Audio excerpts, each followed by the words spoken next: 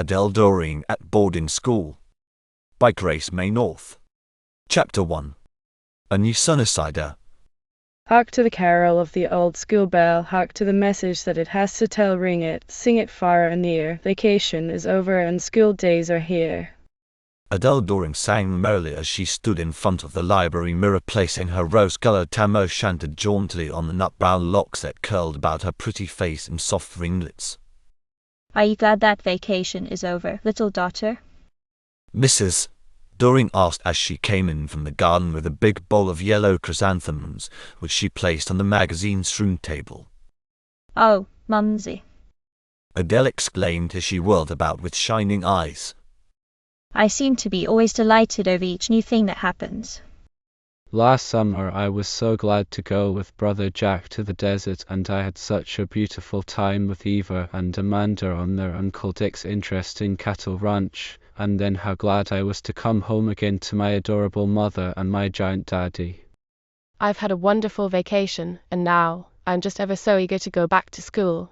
And think of it, Mumsy, I'm in the 8th grade this term, and next year I shall be going to Dorchester High with my big brother Jack.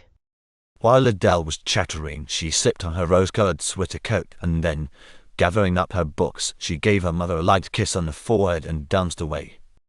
It was hard for her to keep from hippity-hopping down the village street, but she reminded herself that she was 40 now and almost a young lady. But when she reached the shortcut across the meadows, she skipped in little girl fashion, waving her free hand in greeting to a bird which darted out of the grass and skyward with a joyous song.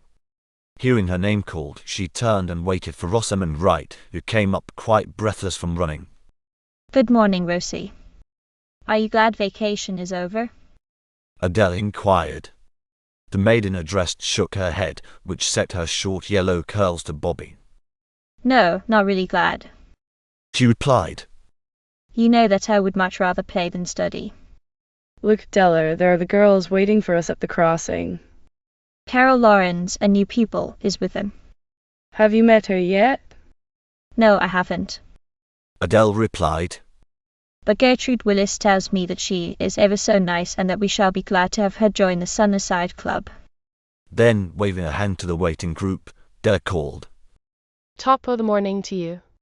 There was a merry chorus of greetings in response, and the irrepressible Betty Bird darted forward, and taking Adele's hand, she sang out. Miss Carol Lawrence, permit me to introduce you to everybody's favorite, Adele Doring. Oh, Bettykins. Della exclaimed reprovingly. Then, turning to the slender, pleasant-faced girl who had recently come to Sunnyside, she held out her hand, saying sincerely, Miss Lawrence, we are ever so glad to welcome you to our town and to our school. Thank you. Carol replied. I know that I shall just love it here. However, I'm not sure that I am to be in your school. We have but recently moved from the Middle West. I'd finished the 8th grade there and was ready for high, but since there is no high school in Sunnyside, Father thought I would better report here this morning and ask the advice of the principal. You see, I'm a year older than you girls, for I'm 15. I wish that you might attend our school. Adele said as they entered the yard. We do have such merry times, but She added brightly. Even if you have to attend the Dorchester High, you can be with us on Saturdays. The last bell was ringing, and so they trooped into the building, promising to meet under the elm tree as soon as they had been assigned to their classes. The real work of the school was not to begin until the following day. An hour later they were again together. well, Carol, what did Mr. Dickerson decide? Adele inquired. You look almost sad about something.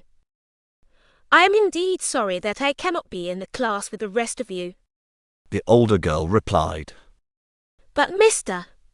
Dixon says that my report shows that I have been over the work of the 8th grade thoroughly and that I ought to attend the Dorchester High. We are sorry, too. Adele said. But we shall see you often, Carol, as we want you to join our Sunnyside Club. I shall be glad too. The newcomer replied, happily. And thank you for inviting me. Then they parted, going in different directions.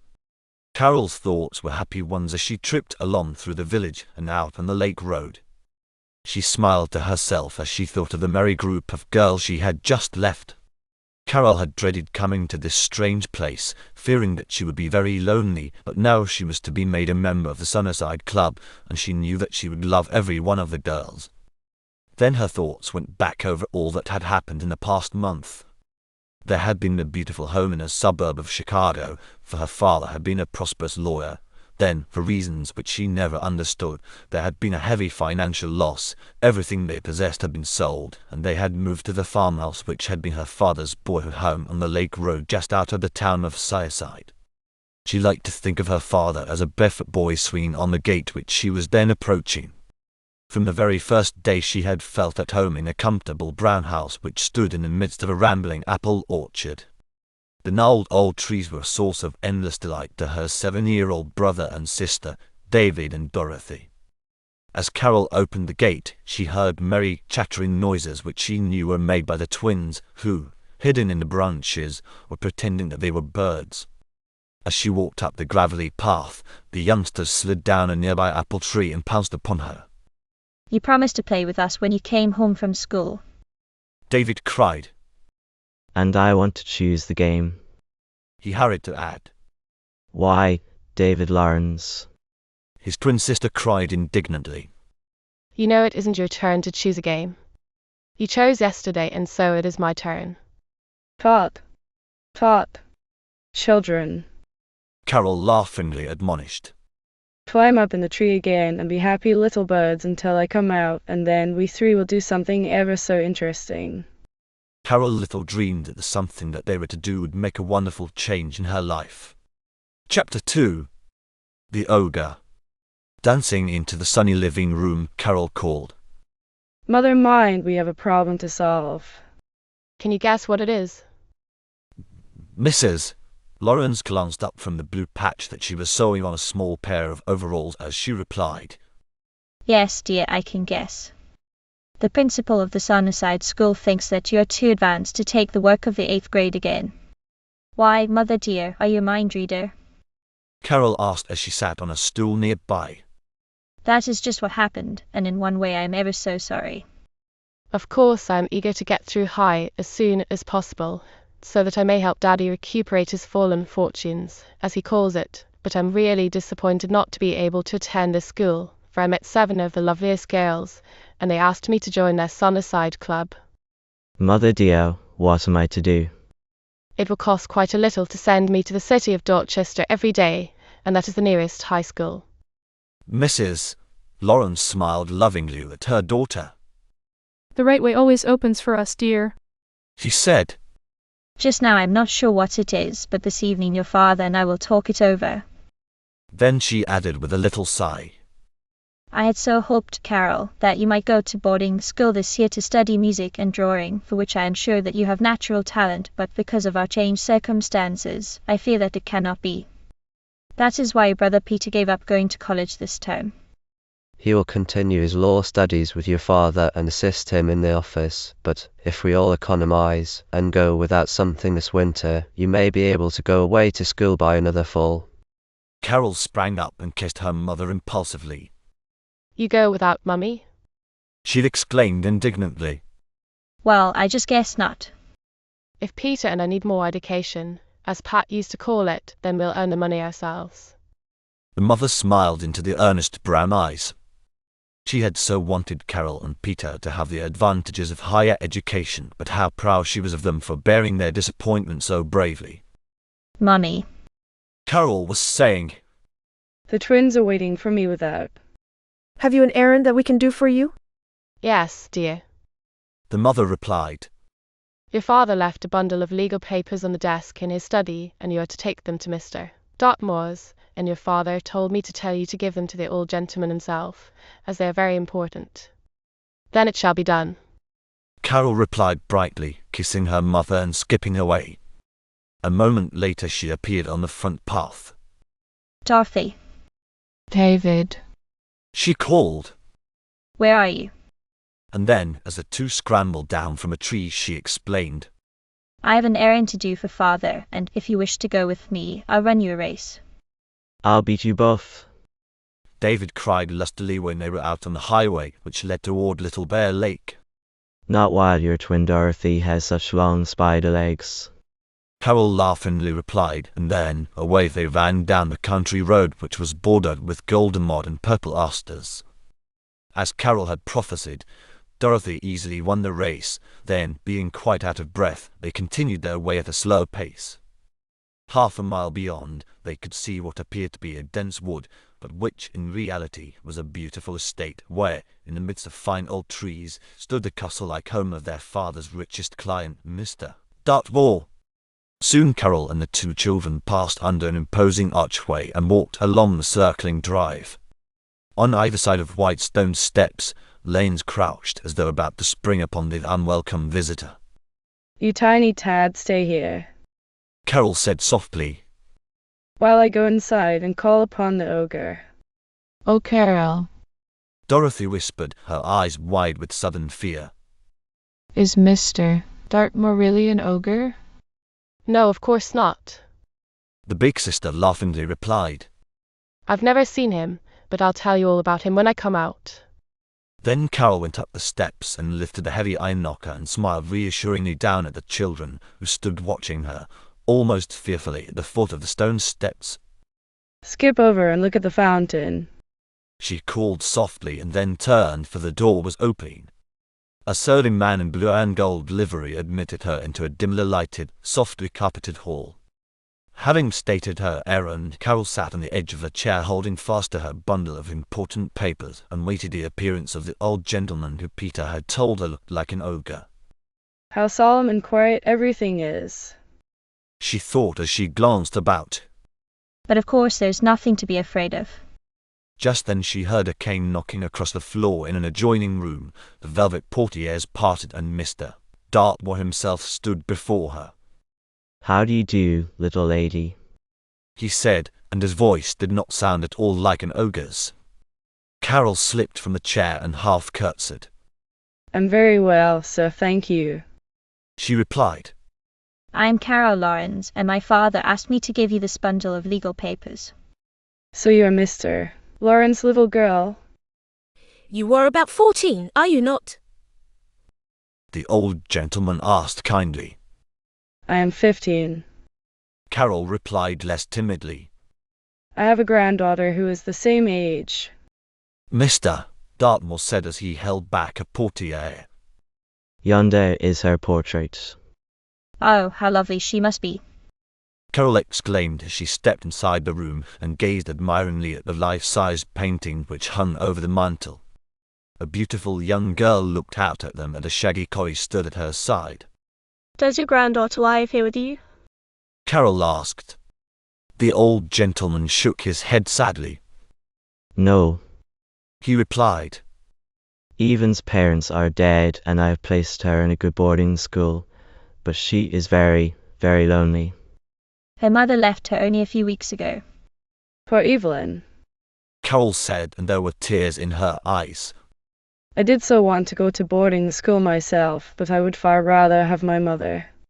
Mr. Dartmoor went to the door with Carol, and the twins raced from the fountain to meet her. They went shyly up the white stone steps when the old gentleman called to them.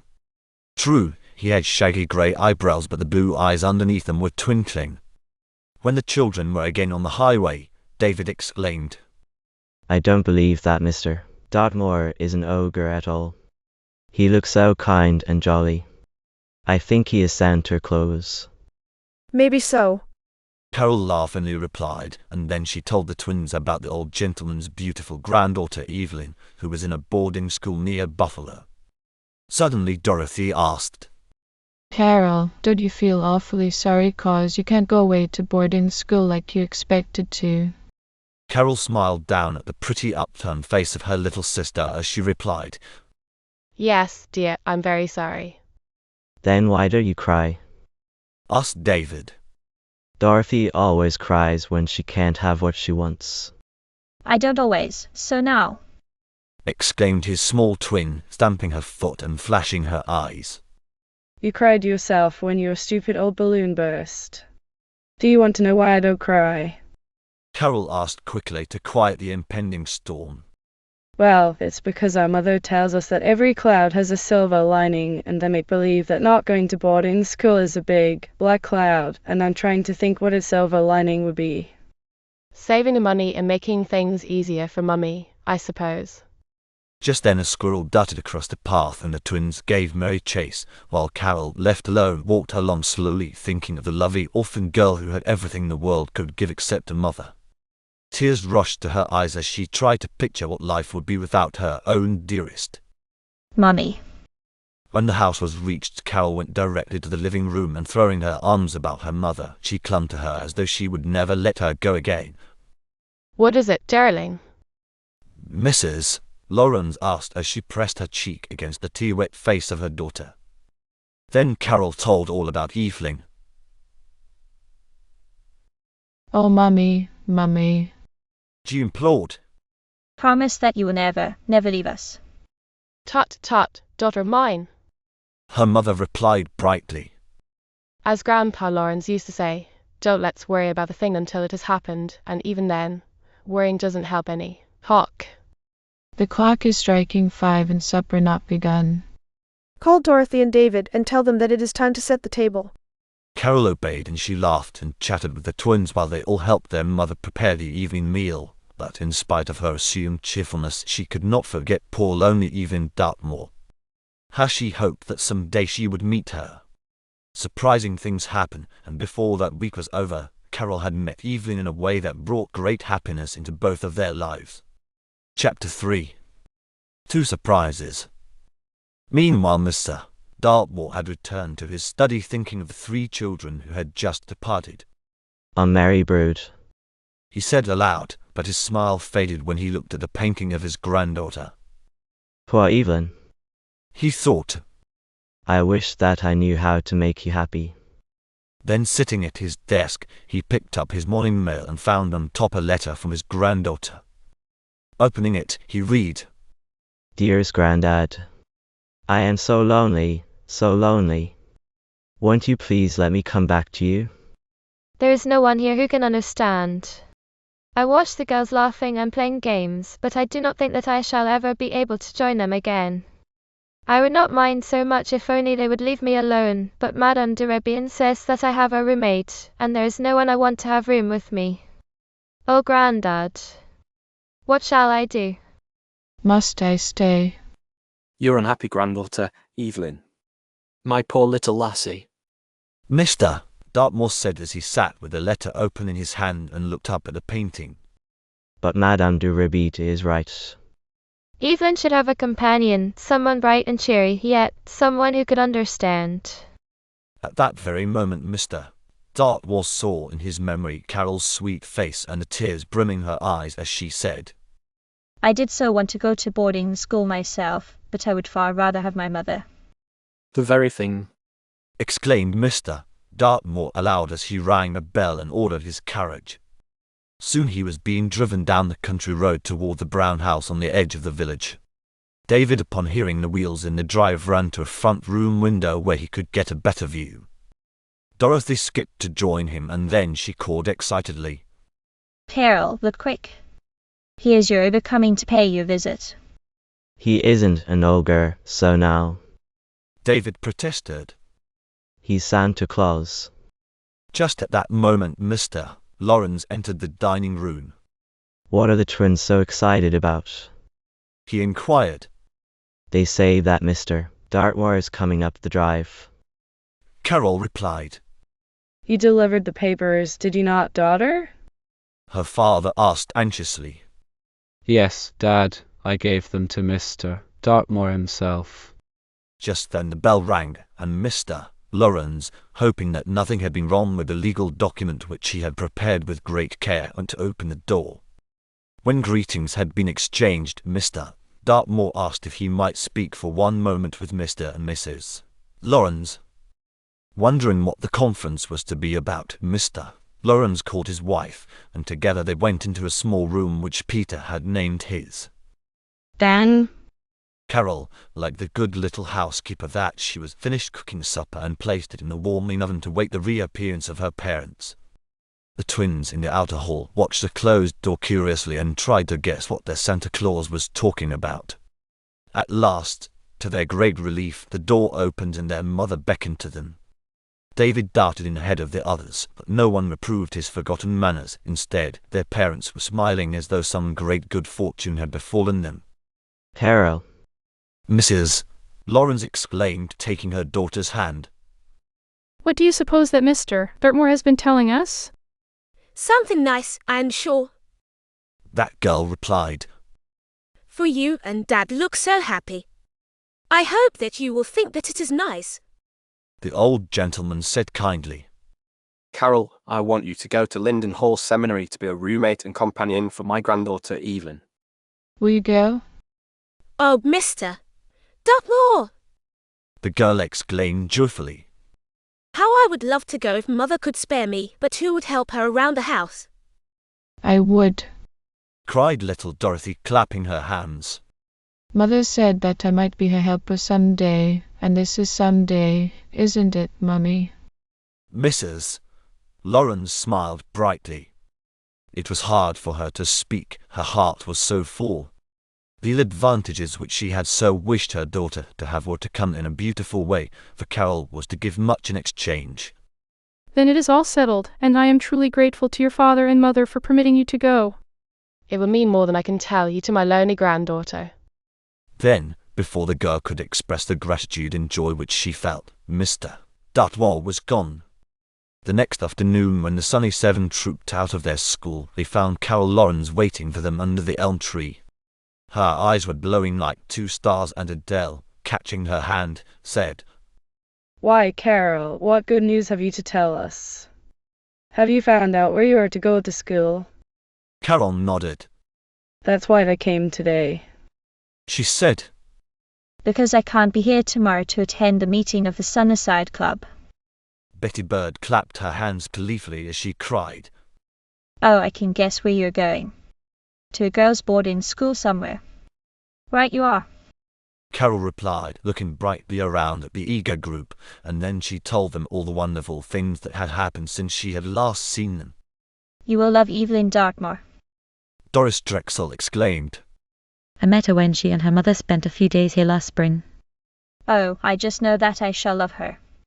Carol replied, and then she added impulsively. Girls, you have all been so good to me. You can't guess what it means to a stranger to be treated so kindly. I expected to be lonely and left out, and you are being just like old friends. How I do wish that you were going to boarding school with me. Queer things happen. Adele replied. Maybe your wish will come true. Adele spoke jokingly, for little did she dream that queer things were to happen, and soon. Chapter 4. New Faces and New Places. Carol awoke bright and early the next morning, and her first thought was that something wonderful was about to happen. Then she remembered that she was going away to boarding school. Springing up, she began to dress. Just think. She said to her reflection in the mirror. This is the last time that you will look out of this glass in ever so long. Then she added after a thoughtful moment. Carol Lawrence, you don't seem very happy. Aren't you glad that you're going? Good morning, darling. A sweet voice called from the doorway, and whirling around, Carol nestled in her mother's arms as she exclaimed, Oh, Mummy, Mummy. I don't believe that I want to go and leave you after all. Of course we will both be lonely, daughter dear. Her mother said brightly. But you are not going far away, and I want you to bring Evelyn home to us for at least part of the holidays. Moreover, I shall expect long newswire letters from my big girl telling me that she is making the most of the wonderful advantages that have been given her. Now, dear, make haste. The train leaves at 9 and Father and Peter are waiting to have breakfast with you. Then followed a very exciting half hour. There was much laughter and bantering, and a few tears that would come. Peter gave Carol many a nonsensical piece of advice, for had he not been away to college. Later, the father, alone with her for one moment, took both of her hands in his as he said, Daughter, when a problem confronts you, ask yourself, what would my mother do? And then do likewise. He held her close in his strong arms, and then walked rapidly away to join Peter, who was waiting at the gate. The baggage men arrived to take her trunk, and then, before she had time to turn around, there arose a joyous shouting out on the lawn. Carol! Carol! The twins were calling. Here comes Mr. Dartmoor's carriage. It's time for you to go. Carol wondered afterwards how she had managed to say goodbye to her mother and the twins without crying, but little mother had been so brave and smiling that she had smiled too, and then, as they drove away, the courtly Mr. Dartmoor began talking of Evelyn, and before long they had reached the station, and there were the members of the Sunnyside Club gathered to bid her goodbye. Carol had just time to introduce them to the old gentleman when the train came puffing around the curve. Do write to us the very first moment that you have to spare. Adele called. You just can't guess how we are all envying you because you're going away to boarding school. I promise. Carol replied, and she smilingly waved through an open window as long as she could see her friends. The 2 hours to Buffalo passed quickly, and then there was another hour on a noisy little local train, but Carol was so interested in all she saw that the time passed quickly, and it hardly seemed possible that they could have reached the end of their journey when she heard the brakeman call. Wendon. Her heart beat rapidly. In another moment she would see the beautiful Evelyn. How she did hope that they were to be good friends. They too were the only passengers to alight at the station of Linden, and at once Carol saw a tall, slender girl in black, who came hurrying forward. With a little cry of joy, she threw her arms about Mr. Dartmoor's neck, and for a moment neither spoke. Oh, Grandad, Evelyn said at last. How lonely I've been since I saw you. Well, we're here now. Mr. Dartmoor exclaimed brightly. And this is my little friend Carol Lawrence. Evelyn held out her hand to the other girl as she said, I am so glad that you have come. Having a friend of Grandad's here will be almost like having Grandad himself. I'm glad too. Carol replied simply. On the train, Mr. Dartmoor had asked her not to tell Evelyn at present how she happened to come to Linden. The school bus was waiting, and Mr. Dartmoor gallantly helped the girls in and sat opposite them. Then, to entertain them on the drive, he told them that Carol's grandfather and he had been pals when they were boys. Then it is but natural that you and I should be friends, Evelyn declared. Suddenly Carol gave an exclamation of pleasure. They had been slowly climbing a hill road, and below them was the scattered village of Linden and wide meadows that stretched to the lake. Soon they were turning into an elm-shaded driveway. On either side were well-kept lawns and gardens aglow with autumn flowers. Set far back among sheltering trees was a rambling building, which in the front looked like a pillared colonial mansion. This is Linden Hall. Evelyn said brightly. Isn't it a beautiful place? Mr. Dartmoor noted with a glad heart that already his granddaughter looked happier. Oh, Carol exclaimed, clasping her hands. I could learn anything here, I'm sure. Even Chinese if I had to. Luckily we do not have to. Evelyn responded almost merrily. I'm sure that I could not learn foreign languages if the school were in the Garden of Eden. For several moments they rode beneath a canopy formed by the interlacing branches of the great old elms. At last the bus stopped under a covered archway at the front of the house. Carol felt awed as she followed Evelyn up the stone steps and through the door, which she knew would be for her the portal to many new and wonderful experiences. Chapter 5. A letter from Carol. 3 days after the departure of Carol Lawrence for Linden, Adele Doring received a letter bearing that postmark. Oh goody, she cried in little girl fashion. Thank you, Mr. Drakely. I've been ever so eager to receive this letter. The postman smiled down at her and was surprised to see her thrust the envelope, unopened, into the pocket of her rose-colored sweater coat. Why, Adele, aren't you going to read it? The mail carrier, who had known her from babyhood, asked. I thought you were so anxious to get it. I suppose it does look queer. Adele laughingly replied. But I'm on my way to school, you see, and I don't want to read it until we girls are all together. It's for them as much as it is for me. Then away she skipped, and as usual, she found the Sussex waiting for her under the elm tree. It's come. She cried, joyfully waving the letter over her head. Oh, good. Is it a letter from Carol Lawrence? Betty Bird inquired. I'm glad that we are all early. Doris Drexel declared. Let's sit down on the bench while Adele reads it to us. The envelope was torn open and Adele began.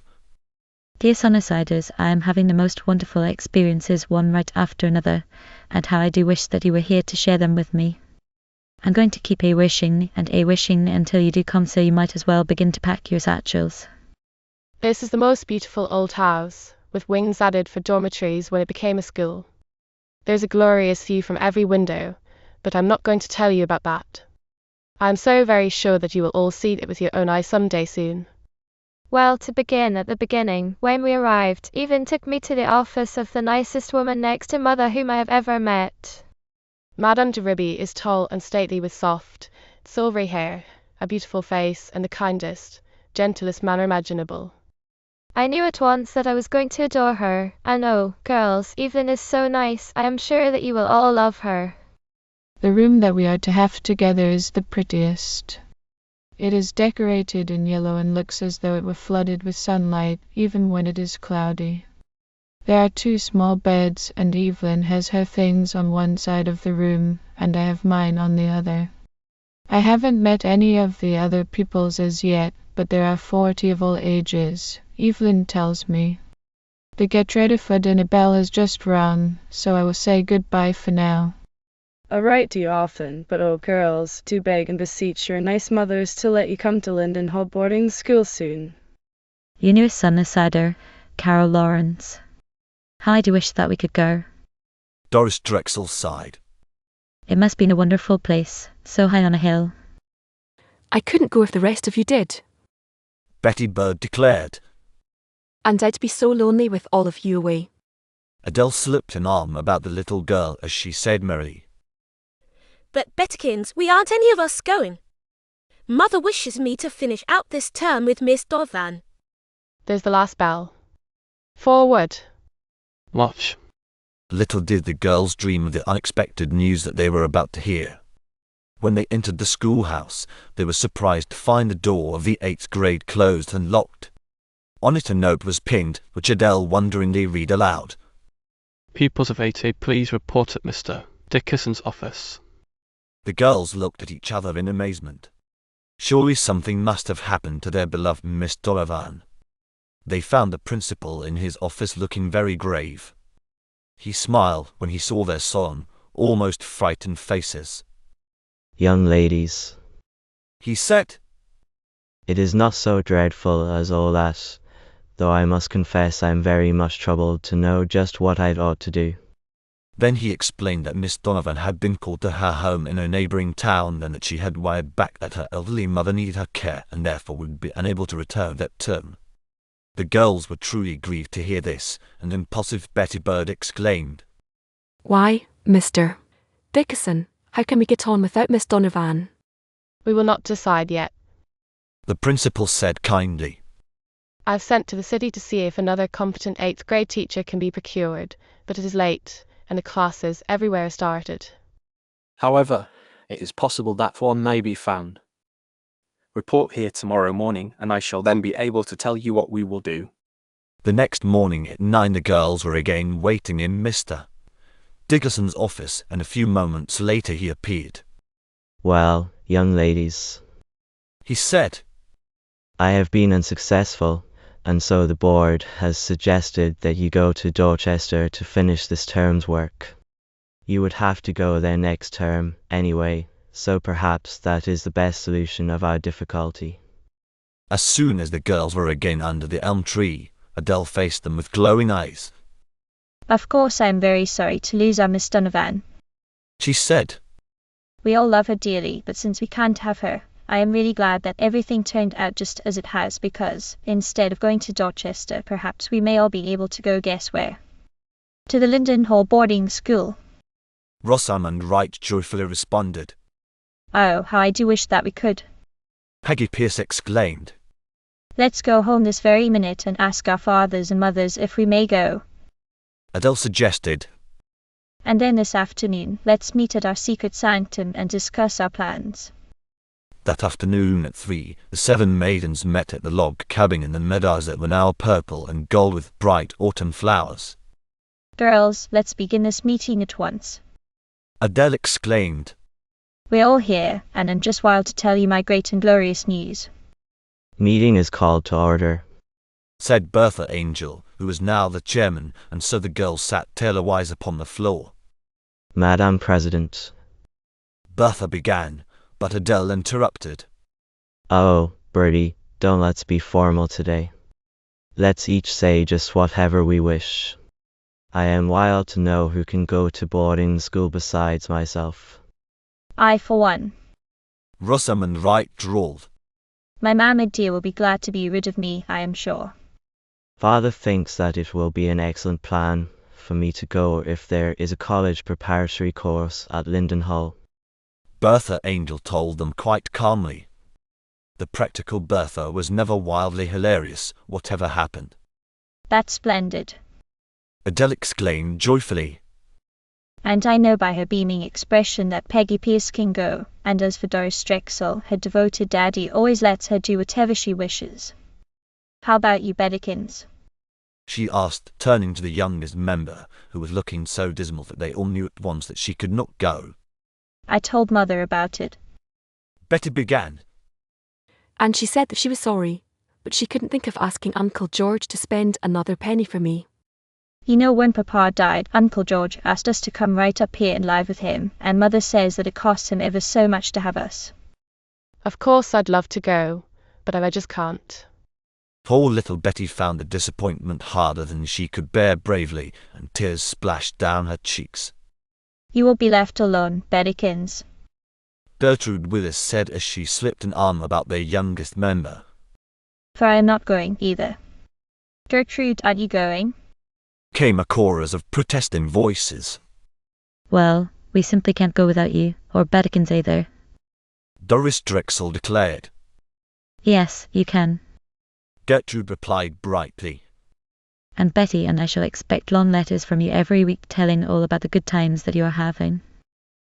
But what will you do, Trudy, about going to school? Bertha inquired. These two girls were always at the head of their classes, and Bertha well knew that her friend did not want to have her studies interrupted. Father's going to teach me some of the subjects and Mother the others. Gertrude replied. Mother was a high school teacher before she married, and Father was graduated from the theological seminary with highest honors. Then, turning to the little one who was trying hard not to cry, she said kindly. Beddikins, you may study with me if you wish. Oh, Gertrude, that would help me so much. Betty replied gratefully, smiling through the tears that would come. Girls, Adele declared brightly. My bones are very good prophets, as Grandpa Dally used to say, and I just feel sure that before very many moons, we shall all 7 of us be at Linden Hall Seminary for young ladies. Whether or no Adele was a true prophet, you shall hear. Chapter 6. Betty's Uncle George. The next day Adele wrote a long letter to Carol Lawrence telling her the good news that 5 of the sunny 7 were to attend a Linden Hall boarding school, that is, if there would be room for them. Mrs. Doring had written to Madame de Ribby to inquire, and eagerly the 5 girls awaited an answering letter. Meanwhile little Betty Bird was trying to be brave, but it was very hard. The day after the meeting at the secret sanctum, she went for a long ride on her pony, and with tears slipping down her cheeks, she scolded herself. You just ought to be ashamed, Betty Bird, when you have so much to be thankful for. She said aloud as she rode through a little wood where everything was peaceful and quiet, save now and then a rustle in the dry leaves when a squirrel darted across the path. I'm not going to cry another tear, she continued as she whirled her pony's head toward home. Uncle George has done so much for me, and I don't want him to even guess how I have longed to go to boarding school with the other girls. As she turned in at the drive, Mr. Drexel's car stopped a moment at the gate, and her Uncle George leaped out. Betty was about to ride on, but he beckoned to her. How's my little puss? He called, pretending not to notice the reddened eyes. Oh, I'm all right, thank you, Uncle George. The girl replied, trying to smile brightly. Then, fearing that she would cry, she whirled her pony about and galloped to the barn, but her young Uncle George followed her. He stabled the pony and then, leading her to a garden bench, he exclaimed gaily, Betty Bobbits, what's this I hear about you going away to boarding school? Me? Gasped Betty in surprise. Why, Uncle George, I'm not going at all. It's just the other girls who are going. Mama says that you have done so much for us already that she couldn't think of asking you to send me. I wasn't going to say anything about it, Uncle George. How did you know? The young man laughed. Why, puss? He replied, You don't suppose that you could keep a secret from your old uncle, do you? But the way that I found out was that Mr. Drexel just now told me that Doris was going away to boarding school, and he said that he supposed that I was going to send Betty. And I said, sure thing, if the other girls are going. Oh, Uncle George! Betty cried, scarcely able to believe what she had heard. Really, truly, are you going to send me? Would it take a lot of money? Mother says that we cost you ever so much as it is. Taking both of her small hands in his, the young man replied earnestly, Pet, your father was my older brother, and he went without many things that he might send me away to college, and now that I'm a prosperous editor, do you suppose that for 1 minute I'm going to neglect the education of his only little girl, and my only little girl too? Indeed I'm not, and from now on I want you to think of me as though I were your own daddy. I will give you an allowance, but if you need more money, promise me that you will write and ask for it. Dear Uncle George, Betty said as she looked up with a joyous light shining through the tears that would come. How can I thank you? Then, impulsively, she threw her arms about his neck and gave him a bear hug. The other girls were glad to hear that their youngest member could go if they did, but as yet they had not received a letter from the matron of Linden Hall. The following afternoon the 7 girls met at Adele's to review some of their studies. Of course it had been the practical Bertha's suggestion. We don't want to get behind, She told them. even if we are going to a boarding school. Girls, Rosamond Wright declared, I have my trunk almost packed and I'll be ready to take the train the moment that Madame de Ruby writes come. but what if she writes don't come? Peggy Pierce inquired mischievously. Then I'll unpack it again. Rosamond declared, quite undisturbed by the teasing. But there isn't much danger of the matrons telling us not to come. She added, Why, we 6 girls will be a small fortune to her, and she will take us even if she has to build an addition to the school. Hooray. Here comes the postman. Betty Bird exclaimed joyously. Adele, what if he has the fatal letter? Then I suppose that he will give it to me. Adele replied merrily as she went to the gate to meet Mr. Drakely. Then, turning around with eyes shining, she triumphantly waved a white envelope. Here it is. She called to the eager group on the lawn. But it is addressed to Mumsy, and she is downtown shopping, and so we shall have to wait until she returns. OHH. Came in doleful chorus. How can we wait? Betty Bird moaned. It won't be long, methinks. Adele exclaimed. For unless I'm mistaken, I hear Mother's step just beyond the lilacs. In another moment the gracious lady appeared and the girls swooped down upon her. Wolf. Wolf. Mrs. Doring exclaimed gaily. Why am I so popular? Oh, Mumsy. Adele declared lovingly. You know that you are always popular, but just now we want you to open this letter from Madame de Ruby and tell us if we may go to the Linden Hall boarding school. They led Mrs. Doring to a rustic bench and then crowded about her while she read aloud. My dear Mrs. Doring, Your letter of recent date was received, and I am pleased to inform you that I have ample accommodations for the 5 young ladies. Oh, Wailed Betty Bird. that's not counting me in. SHH. Don't interrupt. Someone whispered, and Mrs. Doring continued. In fact, I have room for 8 more girls, as a very pleasant wing has just been completed. There are 4 double rooms, light and airy, overlooking the gardens and the orchard.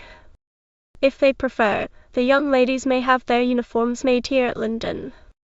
Since the fall term is already started, it would be better for them to come without delay. If this is convenient for you, please wire, and I will have the school bus at the station to meet the young ladies next Saturday at 4 in the afternoon. There. Rosamond announced. See how wise I was to begin packing my trunk. We will go to our homes this instant and pack ours. Peggy Pierce declared, for the next day would be Saturday. Gertrude, Adele said when the other girls were gone. I would be perfectly happy if only you were going with us. I too wish that I might go, Della. Gertrude said, returning her friend's embrace. But a minister's salary is not princely, and there are so many of us. It won't be long till Christmas, however, and then you and I will meet again. But they were to meet much sooner than that, and in a way they little dreamed. Chapter 7. The departure for boarding school. Never before had there been a gayer scene at the railway station in that usually quiet town of Sunnyside, for the relatives and friends of the 6 travellers were all there to bid them goodbye. Wall, ice one, ejaculated the old station master as he appeared from the baggage room. Has the whole population of this here village decided to migrate to Buffalo? Oh, no, Uncle Danny. Adele replied, shouting in his ear, for the old man, whom everyone called Uncle Danny, was very deaf. Just 6 of us are going away to boarding school. Well, now, you don't tell. Sorry to hear you're leaving us, Della. Even cloudy weather seems a little brighter when you're around. That was just what Granny Dorset had said when Adele had rushed over to the little cottage in Cherry Lane that morning to bid her goodbye. Don't study too hard. Jack Doring called. We boys would hate to have you get ahead of us. If you have any parties up at your school, send us an invitation. Bob Angel added. Oh, Bob. Rosamond Wright gaily replied. You know that you wouldn't come all the way to a suburb of Buffalo just to attend a boarding school party. Slippery snails. Jack suddenly exclaimed. Dick Jensen, did you forget the order you received last night? Dick, a good-looking boy of 15, snapped his fingers and whirling on his heels, he ran to his car and returned with a big covered box, out of which he took 7 smaller boxes daintily tied with blue and gold ribbons. Presenting one to each of the girls, Dick exclaimed dramatically. From the unsurpassable Jensen Candy Shop, gift of the Jolly Pirates to the 7 sweetest girls in all the world. Oh, thank you, boys. Adele cried with glowing eyes. We will think of you every time that we eat one of these delicious candies. You won't think of us for long then. Bob teased. Not if you all eat candy as fast as Rosie does. Here comes the train that is to carry our fair ones away. Jack shouted. Then, what a scurrying there was. The boys seized satchels and suitcases, and the girls threw their arms around their mothers and fathers for a last embrace in the excitement of the moment, not realizing how much they were going to miss them later. Then the boys escorted them into the train, found their seats, piled their luggage in the racks overhead, and Bob teasingly told them to be sure to get off when they reached their destination. The train started, and the boys made a wild rush for the door and swung to the platform just in time to keep from being borne away. Adele looked out of the window at her mother, who stood with her arm about Gertrude's waist. The tears rushed to her eyes. It was hard to leave these 2 who were so dear to her, but it would not be long before the Christmas holidays, and then they would all be together again. Blinking back the tears, she turned with a bright smile toward the merry girls who were chatting and laughing all together. I do hope we are going to have some interesting adventures at Linden Hall. Rosamond was saying. They were to have many adventures, and the first one began the very next day. Chapter 8. Apple Blossom Alley. The Saturday afternoon, Carol Lawrence and Evelyn Dartmoor were sauntering arm in arm through the garden paths on the south side of the Linden Hall boarding school, little dreaming of a delightful something which was just about to happen. Soon a small girl appeared running towards them, calling, Carol Lawrence, here is a letter for you. Madame de Ribby asked me to give it to you at once because there is something interesting in it. At Linden Hall, as at many other boarding schools, the matron glanced over each letter which the girls received. Oh, I wonder what the exciting news can be. Carol said as she went forward to take the letter from the wee lassie. Thank you, little Anne. She added. Then, when the small girl had skipped away to rejoin her playmates, Carol exclaimed, Evelyn, there is just one thing that I wish this letter might contain. The older girl smiled. Since Carol's coming to the school, Evelyn had learned to smile again. Suppose you read it. She wisely suggested. And then you will know what it is about. Let's sit here on this bench and I'll read it to you. Carol declared. When they were seated, she opened the missive and turned at once to the end to see who it was from. Oh, good. She said, just as I wished, it is from Adele Doring. Now I'll begin at the beginning. Dear Carol, we have the best news to tell you. We girls are coming to Linden Hall and expect to arrive on Saturday afternoon at about 4 o'clock. We are all coming except Gertrude Willis, but I feel in my bones that something will happen to bring her too, someday soon. I won't write any more, for we shall reach Linden almost as soon as this letter. Give our love to Evelyn Dartmoor, for if she will let us, we mean to love her too. From what you have written, I know that she must be just ever so nice. Goodbye for now. Adele Doring and the Sunny 6. Carol sprang to her feet as she exclaimed excitedly. Why, today is Saturday, and it is 4:30 now. And if I am not mistaken, here come your friends this very moment. Evelyn declared as she pointed down the hill road. Carol, looking, saw the school bus turning into the drive, and then, as it drew near, 6 merry faces beamed out of the windows, and a moment later Carol and Evelyn were surrounded. No one was properly introduced, but no one seemed to care. First of all, you must come right in and meet our wonderful Madame de Ribby, Carol said as she slipped her arm about Adele's waist and led the flock of laughing girls into the school, where they were to have many happy times in the months to come. Madame de Ribby, the matron of Linden Hall, was delighted with the group of young girls. She looked into one eager face after another with her welcoming smile, and then bade Carol and Evelyn show them the way to the south wing, where they would find their rooms in readiness. Up the broad, softly carpeted front stairs they trooped. In the upper corridor, they saw uniformed girls in 2s and 3s who glanced at them curiously, and the more friendly smiled upon them. There were 40 pupils at Linden Hall before you came. Evelyn told them. And now there are 4 to 6. Carol, in the lead, opened a door and stepping back with a wave of her hand, she exclaimed, Enter, young ladies. This is your future home. Oh, how pretty. Adele declared as they entered the corridor, the walls of which were a warm, creamy tint, bordered with apple blossoms. There were 4 large, sunny rooms opening from this hall. Each had a bow window. 2 of them looked out over the gardens and orchard toward a rolling hill country. The other 2 had a view of the valley and the blue water of the lake not far away. Girls, Adele exclaimed. The rooms are each just as lovely as another, and I know that Betty and I shall be content to live in any one of them.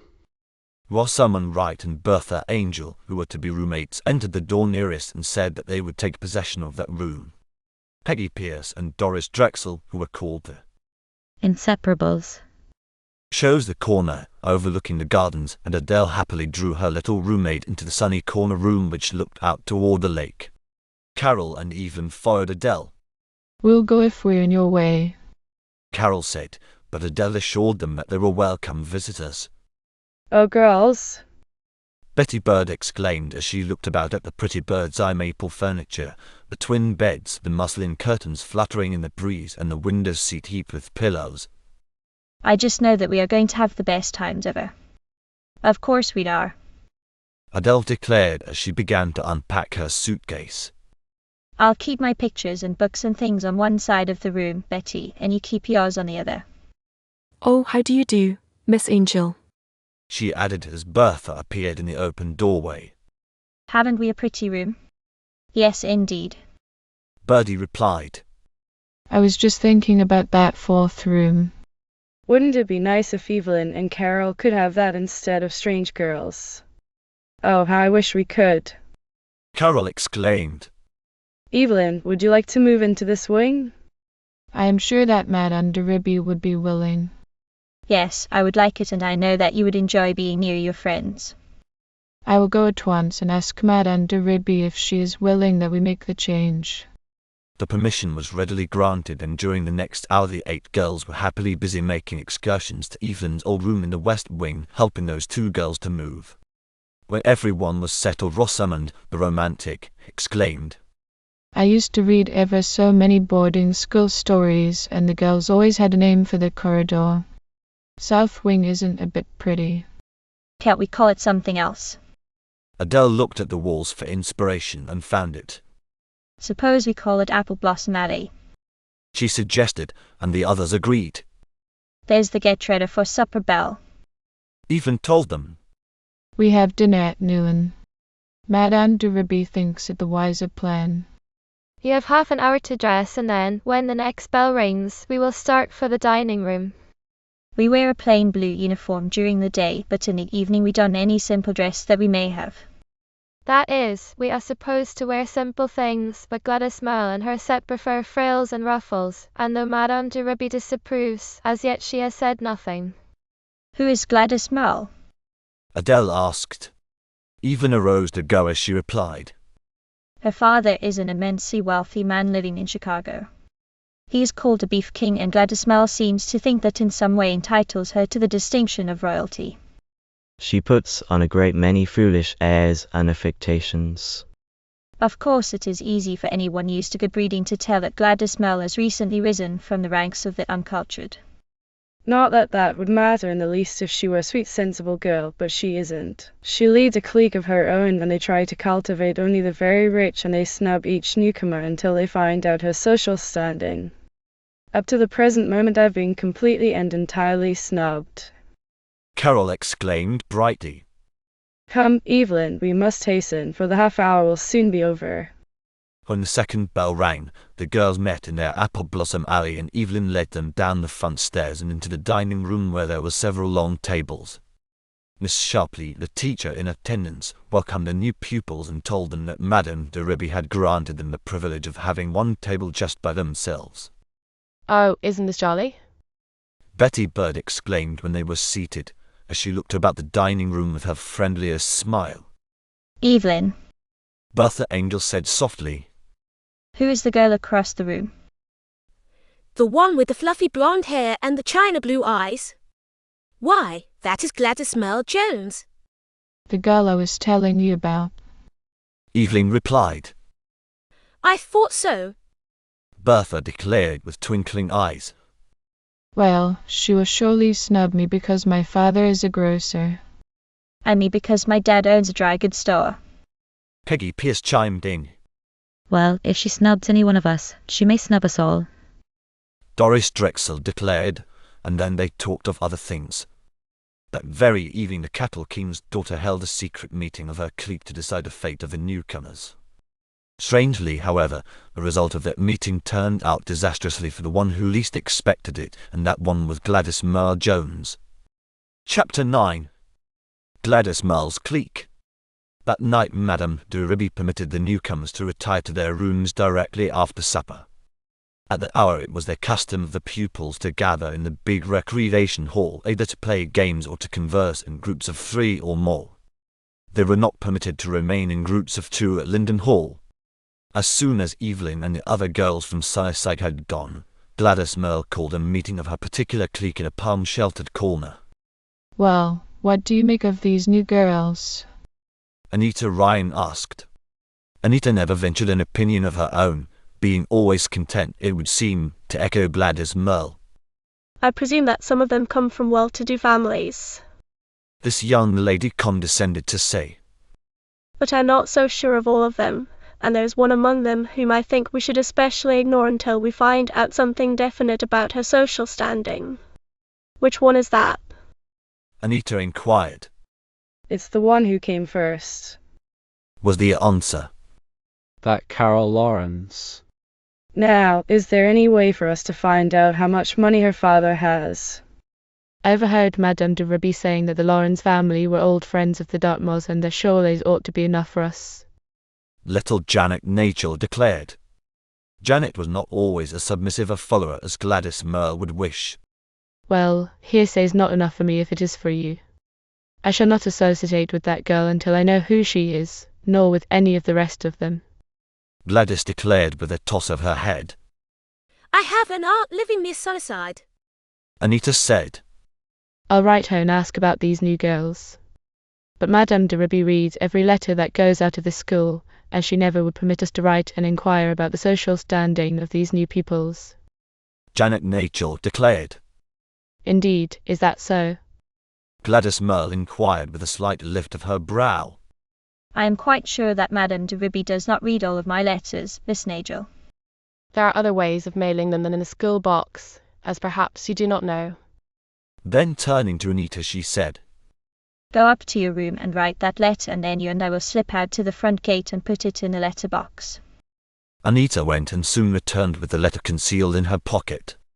They waited their chance, and when all other girls, with the teacher in charge, were interested in a basketball contest, they slipped out of the basement door and ran as fast as they could down the dark shrubbery-hedged path to the gate, which seemed very far away at night. Suddenly they heard footsteps crunching on the gravel walk. They darted behind a bush to hide, and none too soon, for in another moment 2 figures appeared. One of them was Patrick O'Neill, and the other was Billy, who assisted him in the gardens and stables. It's mighty queer, the boy was saying. I am sure I saw somebody on the walk a minute ago, but now there isn't anybody there. Probably 'twas just shadows. Patrick replied. When the moon goes in and out behind the clouds, the way it's doing tonight, it's ghostly looking here under the trees. I don't believe it was shadows. Bill insisted. It might be robbers or something. I'm going to hunt among the bushes. Give me your flashlight.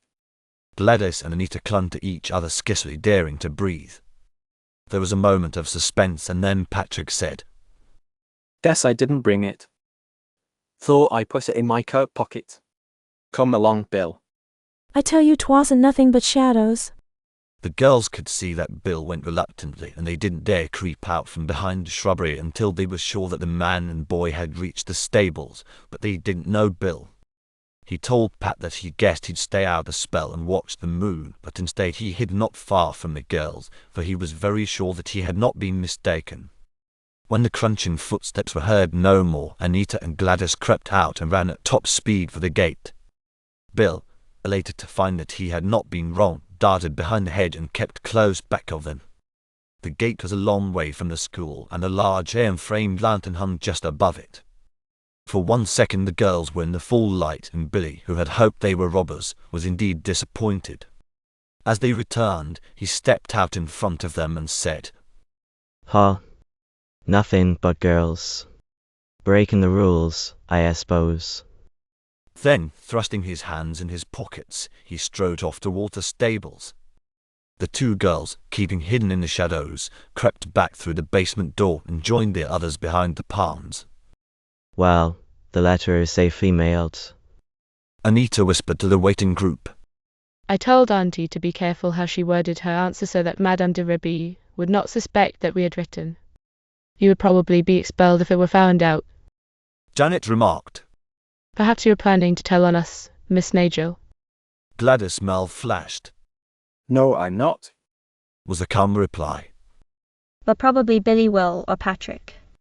Gladys Merle, pretending not to hear, turned to Anita as she said, We ought to have an answer from that letter in 2 or 3 days, so keep on the lookout. Chapter 10. The Downfall of Gladys Merle. On Monday morning, Gladys Merle and Anita Ryan, the 2 who were especially interested, began to watch for an answer, but of course none came that day. On Tuesday morning, the rain fell heavily. Gladys Merle looked out of a classroom window watching for the royal postman, but no one appeared. Isn't it just our luck? Gladys exclaimed at the mid-morning recreation as the 2 girls stood gazing dolefully out at the storm. The hill road will be so muddy in a few hours that it will be impossible for the postman's horse and cart to get up here, Anita declared, when Gladys, clutching her arm, whispered excitedly, Look, there he is now. A man, well protected by a rubber slicker, soon entered the school and deposited a mail bag at Madame de Ruby's door. How I do wish Miss Sharpley would come now and sort out the letters. Gladys Merle had just said, and a gong sounded, which called them back to their classes.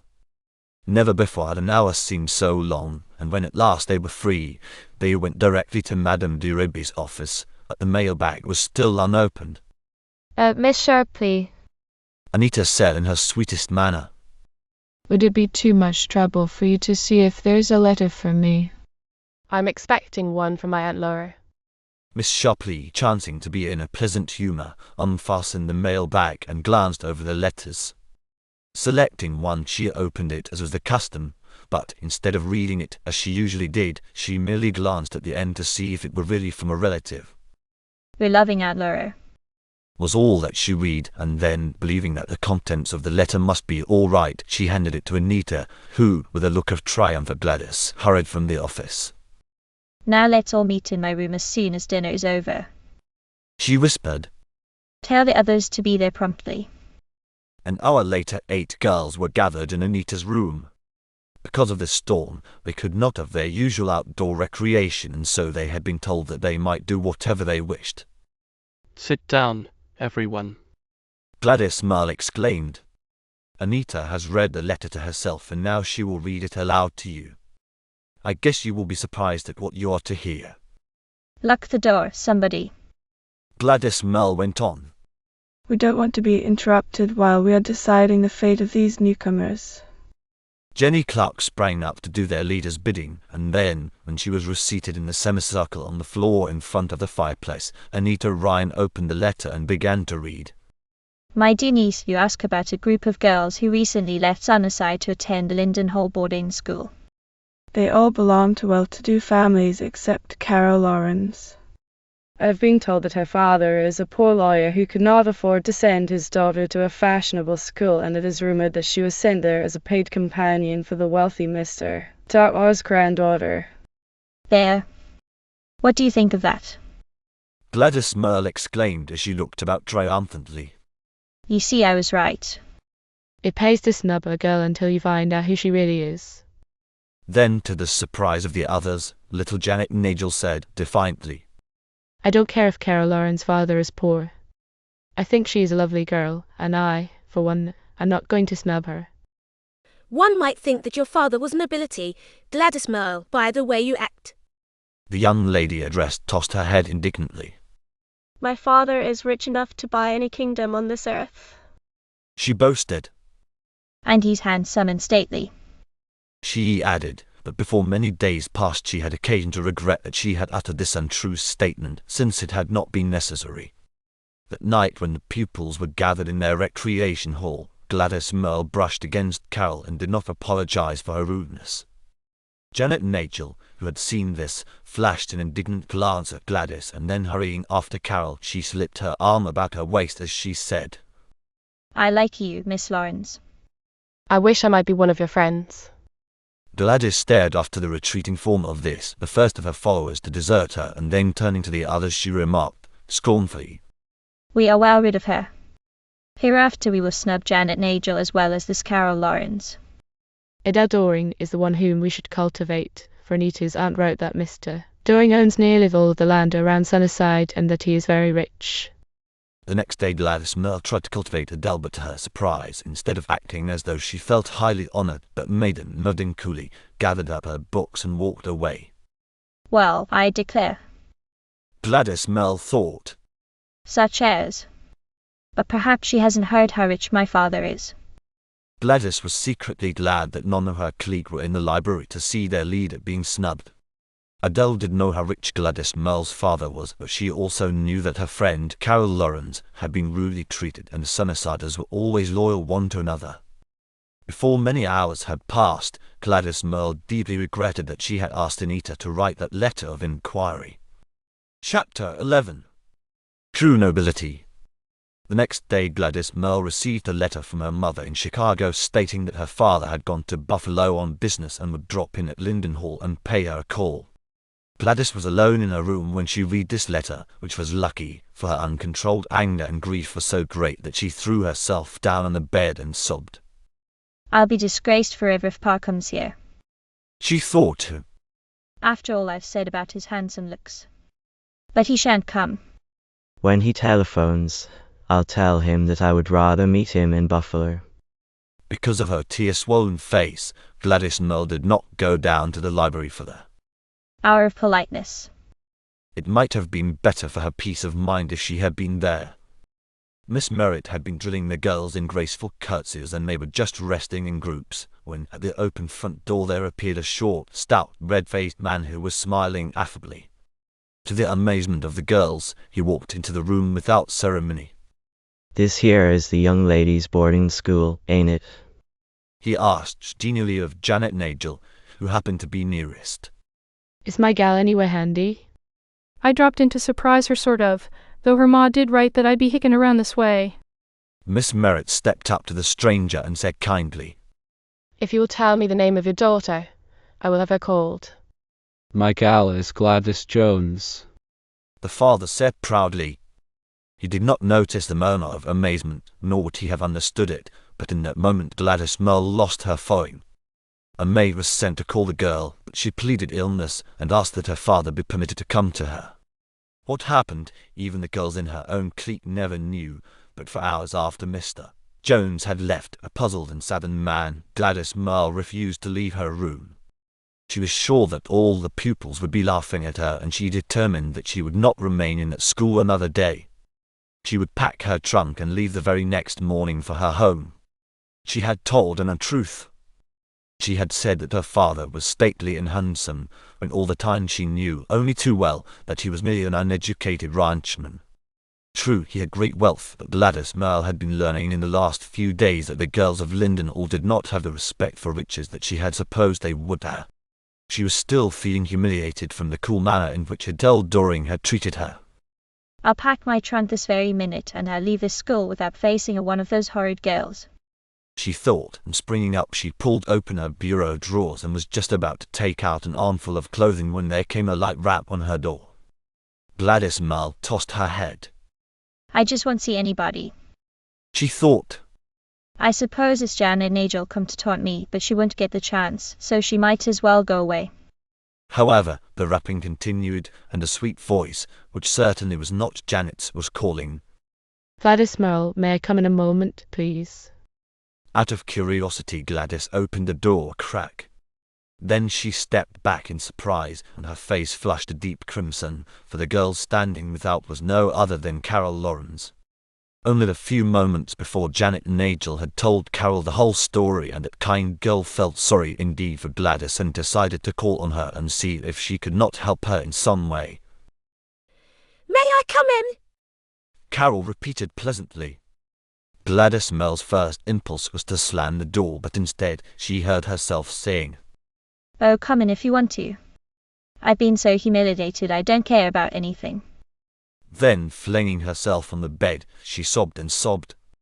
Carol closed the door and went to the bedside as she said kindly, I know that I am a stranger to you, Gladys, but my mother has so often told me how to find the silver lining of each trouble that comes. I thought perhaps I might help you.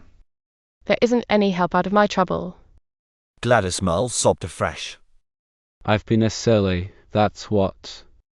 I told the girls that my father was stately and handsome, and he isn't. He's as backwards as he can be, but he had no right to come to the school and humiliate me.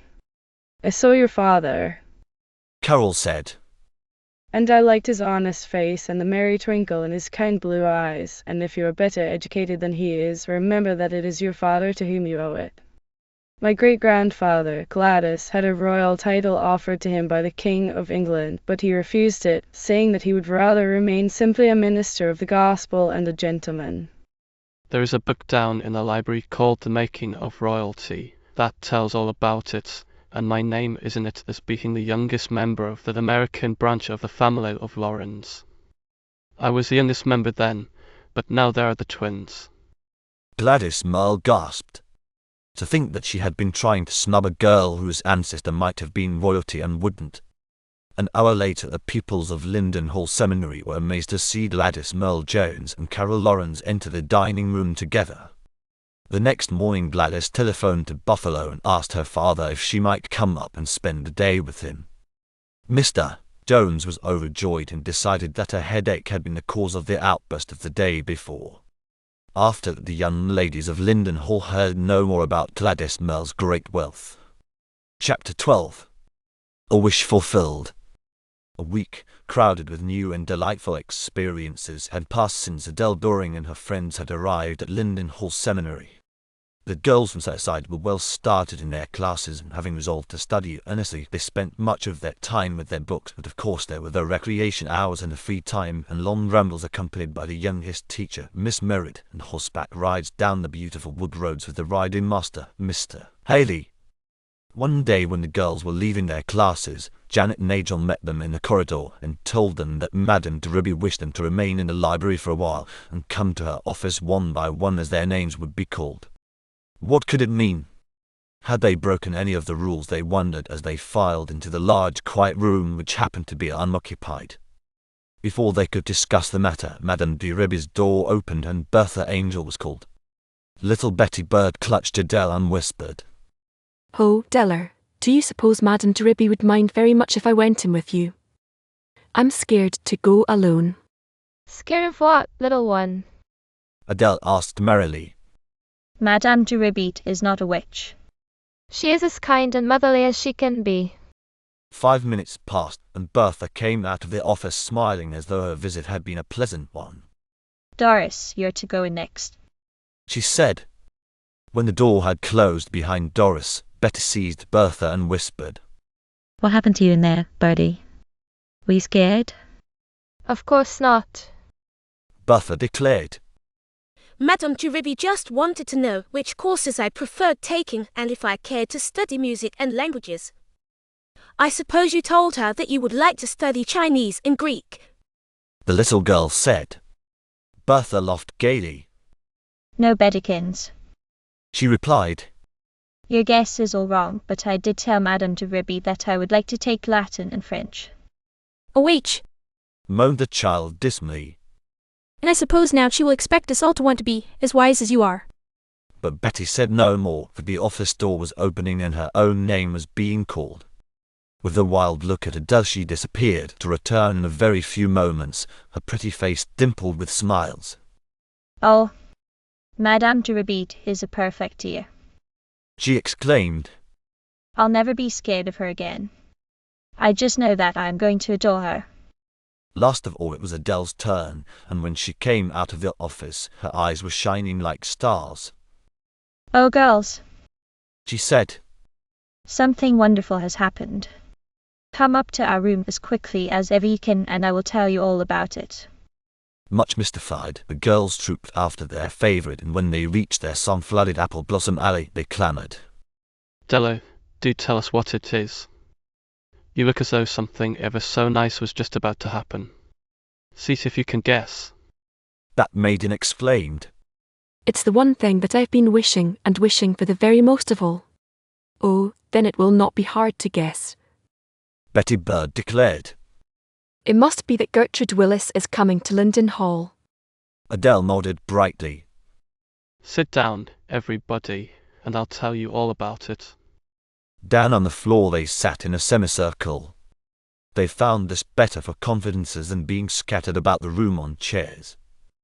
Well, Adele began. I was in Madame de Ruby's office, and in answer to her question, I had just told her that I liked literature best of all, when there came a knock on the door, and Miss Berry, the kindergarten teacher, came in, and her eyes were red and swollen. She held an open letter. Madame de Ruby stood up and put an arm about her. Miss Berry, you know, is hardly more than a girl herself.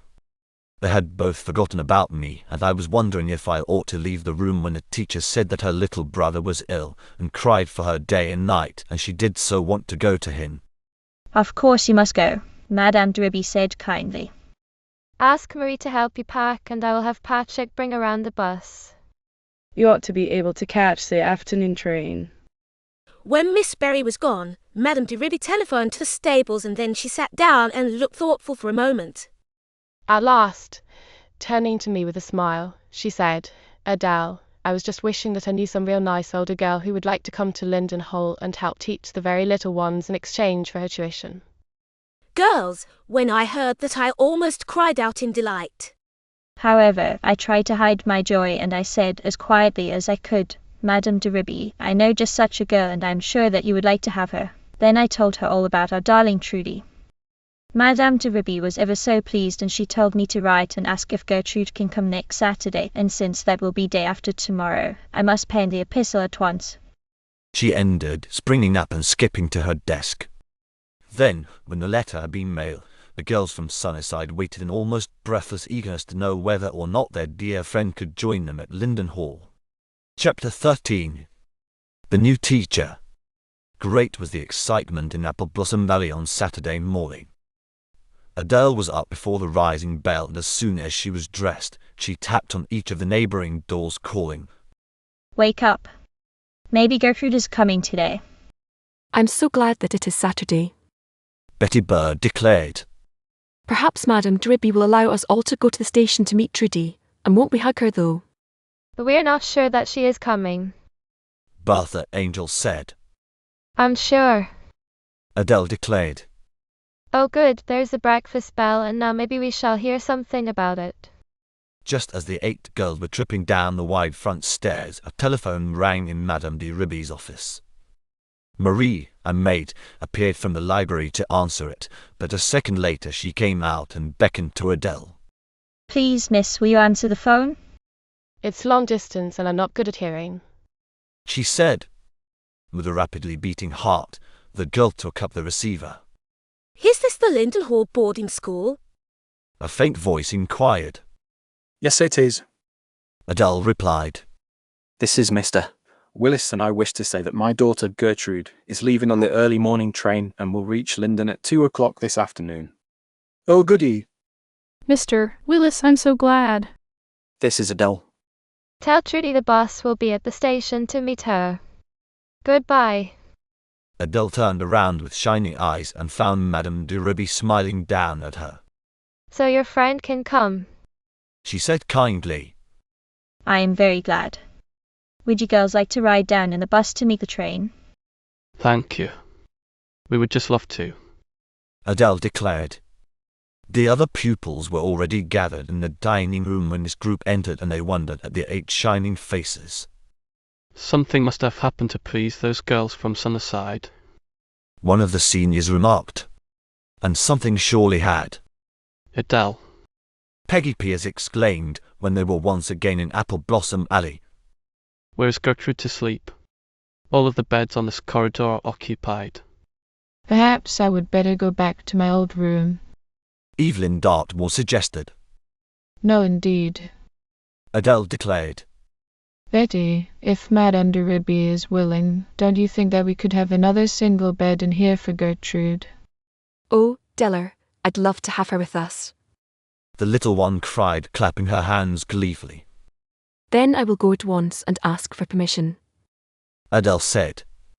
Madame de Ribby had planned giving Miss Berry's pretty room to Gertrude for the time being, but when she realized how much it meant to the girls from Sunnyside to have their friend with them, she smilingly consented, and soon thereafter Patrick appeared with another single bed, and it was found that there was plenty of room to place the 3 in a row. Evelyn, who had slipped away, reappeared carrying a bowl of beautiful roses. Girls, she said. "I want to put these flowers that Grandpa sent me on a little table by Gertrude's bed." "Oh, Evelyn, how nice!" Adele exclaimed. "I am sure that Trudy will like her corner." During the morning hours, the girls went about their tasks with happy hearts, and when one would pass another, she would joyfully exclaim, "Gertrude's coming today." At last 1:30 arrived, and also Patrick and the school bus, into which the 8 girls from Apple Blossom Alley climbed. Then, down the Elmarch Drive the 2 spirited white horses trotted at a brisk pace. It was 5 minutes to 2 when the bus drew up at the station, but no one was in sight. 15 minutes passed, and the train did not appear. "It must be late," Adele said. "I'm going to hunt for the station master and inquire." She found him asleep in the warm waiting room. "Mr. Station Master." Adele said clearly. Will you kindly tell me why the 2 o'clock train is late? The grey-bearded man sat up with a start. Well, is that so? He'd exclaimed. Sure enough, it must be late, but that's nothing unusual. It's a short line and the train sort of comes and goes to suit itself. Nothing could happen to it unless it ran off the track. It couldn't bump into anything, for it's the only train between here and Buffalo. Just then the telephone rang and the old station master limped to get the message. Well, now, you don't say. He exclaimed in surprise to the person at the other end of the line. That there train has done queer things in its time, but this sure is the queerest. It isn't wrecked, is it? Adele asked anxiously. Nope, not exactly, so to speak. The old man replied. But the switch didn't work right about half a mile from here, and the train went off on a siding, and there she stuck. Oh, poor Gertrude, all alone off on a siding. Adele exclaimed, then she added. But Patrick, if it's only half a mile from here, can't we go over and get her? Climb right in. The Irishman called. And hold tight, for I'm going to do some fast driving. The spirited horses, being urged by Patrick's shouts and the snapping of the long whip, went on a gallop, and before long they saw a short train, from which Gertrude laughingly emerged to greet them. You poor darling, Adele said when they had all hugged her. This is not a very propitious beginning, as Bob says. I didn't mind it at all. Gertrude told them, and then, as the bus started on its schoolward way, she added with eyes shining. Oh, girls, I am so glad, so very, very glad that I am with you at last.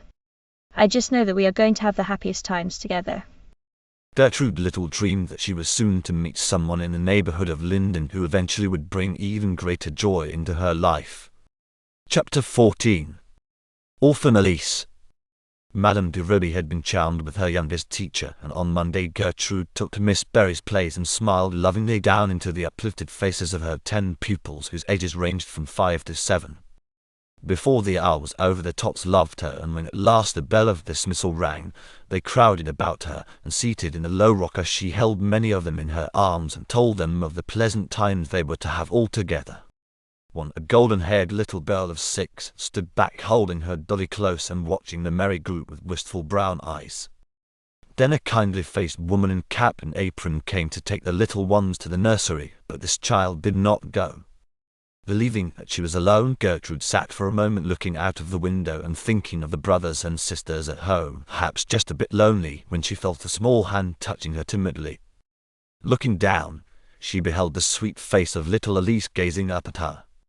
Miss Gertrude, She asked. will you please let me love you? I'm not anybody's little girl now. Lifting the child to her lap, the young teacher held her close as she murmured tenderly. Dear darling little Elise, I know how lonely you must be, and indeed I do want you to love me. I was just thinking of my sister Ruth at home and feeling a bit lonely for her. I'll tell you what, She added brightly. You be little sister to me and I'll be big sister to you. wouldn't that be nice? The child's eyes were shining happily when the nurse reappeared, having realized that Elise must have been left behind. When they were gone, Adele came and found Gertrude still seated in the low chair and deep in thought. Sitting on a stool beside her, she asked, What is it, Trudy? Is something troubling you? Gertrude put her hand lovingly on her friend's shoulder as she replied, Yes, Della, in a way. I was just wondering why some of us have so much love in our lives and others so little. You and I have so many home folks to care for us, and here is Elise, scarcely more than a baby, starting to grow up into girlhood with no one to love her. Madame de Ruby was telling me about her only this morning. It seems that her mother, who was a beautiful girl, married against a stern father's wishes, and he never forgave her, and when she died, he even refused to see her child. Instead, he had his lawyer bring her here to Linden Hall. Even Madame de Ruby does not know who the grandfather is nor where he lives. Now, isn't that sad? The child will be immensely rich someday, the lawyer said, but oh, Della, money can never take the place of home love. Then rising, she added brightly, Well, Elise is going to have someone to love her, and that someone is her new teacher. Adele, isn't it queer about these hearts of ours? We think that they are bulging full of love, but when the need arises, they can always make room for just one more. These two girls, as they sauntered toward the tennis courts, arm in arm, little dreamed that Elise was to bring a wonderful happiness to one of them. The following Saturday, the equestrian class with Mr. Haley, their riding master, started out for a canter. The road which they followed led between wide meadows, some purple and gold with autumn flowers and others where recently cut grass was stacked in fragrant, sun-warmed mounds. Now and then they passed a neat, white farmhouse with bushes of golden glow gleaming cheerfully in the dooryards. Then they entered a quiet wood where the maples were turning red and yellow. Beyond the wood a high, ivy-grown stone wall indicated that they were about to pass a country gentleman's estate. Far back among wide-spreading trees they could catch glimpses of the turrets of a castle-like home. Mr. Haley, do you know anything about this place? Adele inquired. It belongs to an old and very wealthy family. The riding master replied. But it has not been occupied for about 10 years. I am acquainted with Mr. Diggett, the head gardener, and since Elmhurst is one of the finest estates in the countryside, perhaps it would interest you young ladies to canter about the grounds. Oh, Mr. Haley, I do wish that we might. Rosamond, the romantic, exclaimed. I adore old places like this. A moment later they were drawing rein in front of an ivy-covered lodge-house near the great iron gates. A plump, pleasant-faced woman bustled out and admitted them. You'll find my man in the rose garden. Mrs. Diggett said as she dropped a curtsy. Following the path indicated, they soon came upon the gardener, who greeted them pleasantly and leaned on his hoe to talk to Mr. Haley. You keep everything in excellent condition, Mr. Diggett. The riding master said, then he inquired. Is it true that the owner, Mr. Ellsworth, has not been here in 10 years? Yes, it's true. The gardener replied. And he may not come for another 10, there's no way of telling. I never saw him myself, for I've only worked here this 4 year past. But the gardener before me said that the old gentleman was very hard to please, and if he should come, sudden like, he would expect to find everything spick and span. Anyhow, I like to keep things up myself. Flowers are like children to me, and I don't like to see them looking neglected. I have heard that Mr. Ellsworth is a crusty, overbearing old man and very difficult to deal with. Mr. Haley said, then he added. Mr. Diggett, do you mind if these young ladies canter about the grounds? They will be careful to do no harm. The permission was granted, and a moment later Adele and Gertrude were riding side by side toward a picturesque grouping of trees in the midst of which something white was gleaming. I think it is a marble statue, Gertrude said. You are right. Adele exclaimed as she drew rein. How very beautiful it is and how lifelike. I do believe that a young girl posed for that statue. Gertrude was gazing admiringly at the sweet, chiseled face, and after a moment of thoughtful silence, she said, Della, it almost seems as though I had known someone whom that statue resembles, but of course I haven't. Suddenly Adele uttered a joyful exclamation. I know whom it resembles, she said. Little Elise. She has that same sweet half-wistful expression. True, Gertrude replied. There is a name chiselled on the pedestal. It is so moss-grown that I cannot read it from here. Out of curiosity, two girls dismounted, and bending, they studied for a moment the almost obliterated letters. Suddenly Gertrude seized Adele as she exclaimed, Della, this is almost uncanny. The first name is Elise and the last begins with EL, so of course it is Ellsworth. Do you suppose that can be a statue of our little Elise's mother, and that crabbed old man Mr. Haley and the gardener were talking about is her grandfather? He might be, Adele said as they remounted their horses. The name Elise is uncommon, and then again, the grandfather must have been familiar with Linden Hall, or he would not have sent the child there, and Of course he would be, if he had lived so near, but it doesn't much matter who the grandfather is, since he refuses to love our little Elise. I just wish that I could see him face to face, Gertrude declared indignantly. and I would tell him how cruel it is to leave that poor sensitive child alone among strangers. Little did the girls dream of the interesting adventure that the finding of the statue was to bring to them in the near future. Chapter 15. The Grandfather of Elise. The following Friday, Madame de Ribby asked the youngest teacher to ride to the station in the bus to meet a very small new pupil who was coming to Linden in the care of the conductor. On her return, Gertrude hailed Adele, who was pacing up and down the deserted terrace memorizing a French poem. Adele turned and waited for her dearest friend. Why, Trudy, She exclaimed. your eyes are shining as though you had some wonderful news to tell. Has anything happened? Not yet, The other laughingly replied. but it's going to happen soon. Adele, just think of it. He has really come. Who has come? Adele inquired, much mystified. I didn't know that you were expecting anyone. Then she added eagerly. You don't mean Jack or Bob, do you? Gertrude shook her head. Oh, I'm so excited. She declared. But all that I really know about it is this. When I was down at the station just now, I saw several big trunks, and on the end of one I read the name A.R. Ellsworth.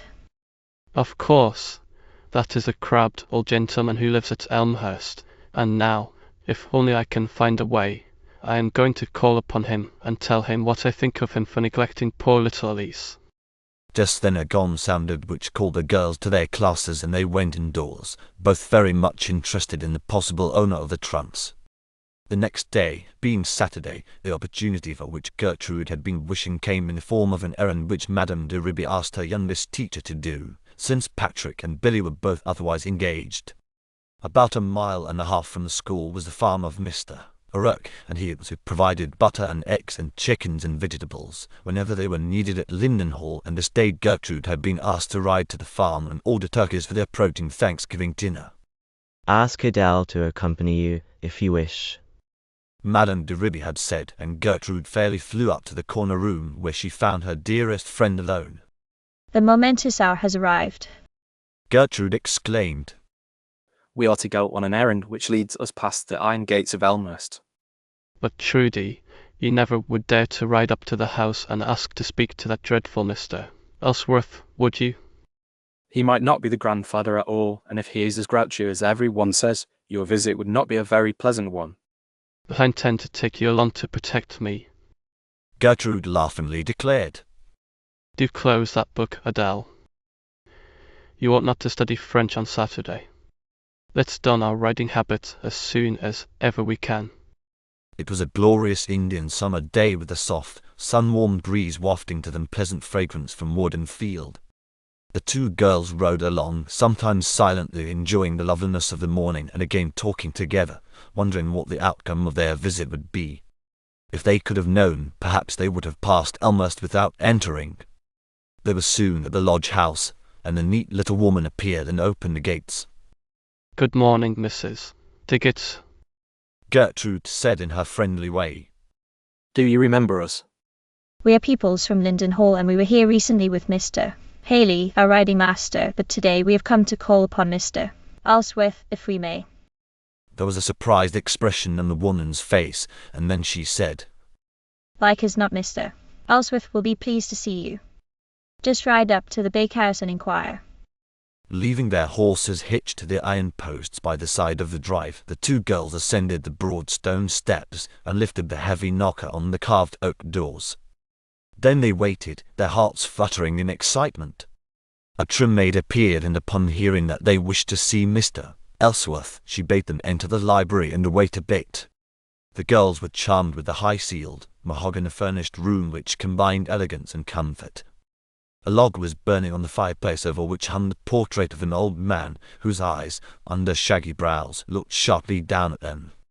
Trudy, if that is a portrait of the gentleman we are calling upon, Adele said softly, I think that we would better retreat before he comes in. His face looks so stern that I am sure he will order us out, when you tell him your errand. But before they could leave, even if they had so desired, a voice close behind them said, "Good morning, young ladies." Did you wish to see me? Somehow this voice did not sound as gruff as they had expected, and turning, they were indeed surprised to find themselves facing a tall, good-looking lad of about 18. Gertrude's self-possession never deserted her. There must be some mistake. She said, We came to call upon an elderly gentleman, Mr. Ellsworth, whose portrait, I believe, is hanging over the mantel. Grandfather is dead. The lad replied, And my aunt and I have inherited this estate, but when you be seated? Aunt Louise will be down directly, and she will be glad to make your acquaintance. Mr. Ellsworth. Gertrude began. I hardly know how to state our errand, but if you have a moment to spare, I would like to tell you a story. Then Gertrude told simply all that she knew of little Elise and of her resemblance to the statue. The lad listened with intense interest. Tell me the name of the child, he said when Gertrude paused. Elise Alderley. The girl had just replied when a pale, beautiful woman appeared in the doorway. Aunt Louise! The lad exclaimed, leaping to meet her and taking her hand. I have news for you, wonderful news. These young ladies are from Linden Hall, and they tell me that there is a child attending the school named Elise Alderley. The woman, her sweet face flushed with eagerness, held out both hands to the girls, who had risen. Do tell me about her. She begged. Just before my father died, he tried to tell me what he had done with my dear sister's baby, but he was so weak that he could not. We have searched everywhere for the past 3 months, but have found no trace of her. The girls were touched by the charming woman's emotion, and being again reseated, Gertrude told all that she knew of the orphan child. A happy light shone in the face of the listener as the story progressed, and when it was finished, she turned to her nephew with tears in her eyes as she said, Arthur, I am convinced that we have found my sister's little one. Please order my car. I must visit Linden Hall at once and make further inquiries. If it is my dear sister's child, oh, how happy I shall be. When the girls were again on the highway, riding toward the farm beyond Elmhurst, Gertrude exclaimed, If Elise is really related to that lovely woman and fine lad, how glad I will be that we were brave enough to make that visit, and I will now confess that I did dread meeting the stern old gentleman, especially after seeing his portrait. I wish we might have become better acquainted with the Ellsworths. Adele said. They are such charming people. This wish was to be fulfilled in a most delightful way. Chapter 16. Taming Katrina. One Saturday directly after breakfast, the girls from Sunnyside were asked to meet in Adele's room before beginning the tasks of the morning.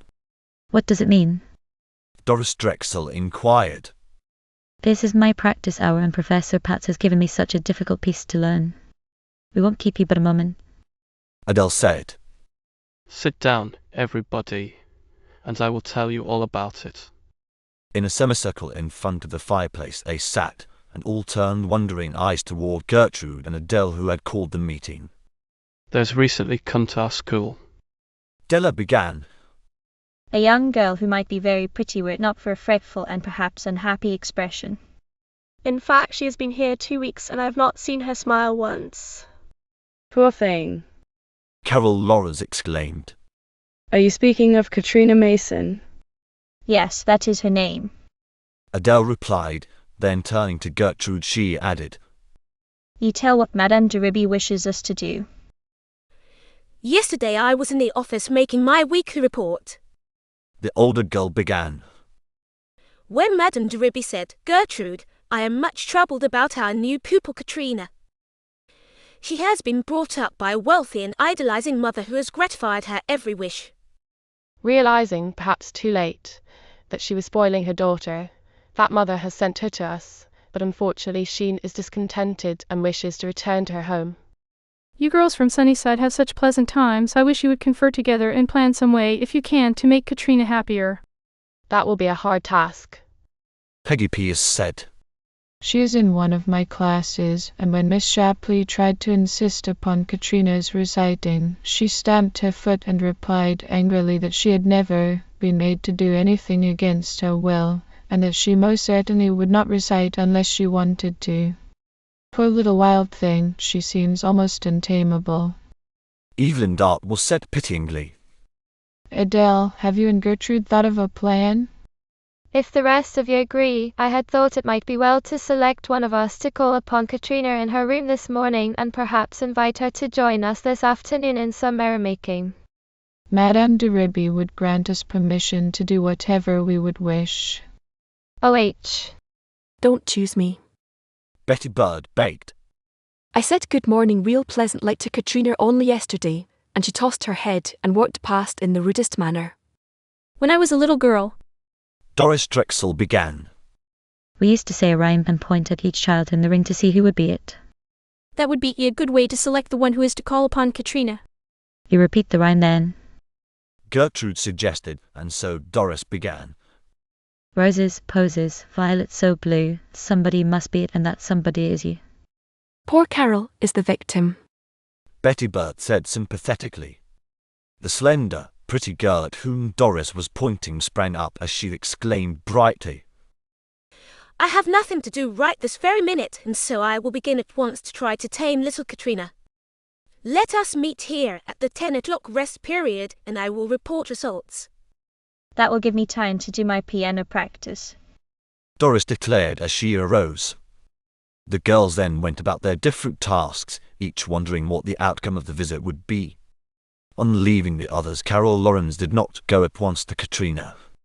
She first slipped into her own room, and finding no one there, she went to her dresser and lifted a picture in a silver frame and gazed at it tenderly. The sweet face of her mother looked out at her. Mummy, She said softly. How would you go about it if you had to tame Katrina?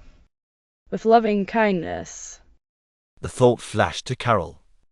Once her mother had told her that those two words linked together were all the creed of which one had need. Replacing the photograph, the girl went with a light heart to the west wing and tapped on the door of the most luxurious room in the school. Come in! A fretful voice called in reply to her knock. The girl curled on the window seat was reading a book, and she did not even glance up when the door opened. Miss Mason, am I intruding? Carol asked pleasantly as she entered the room. Katrina turned and looked surprised.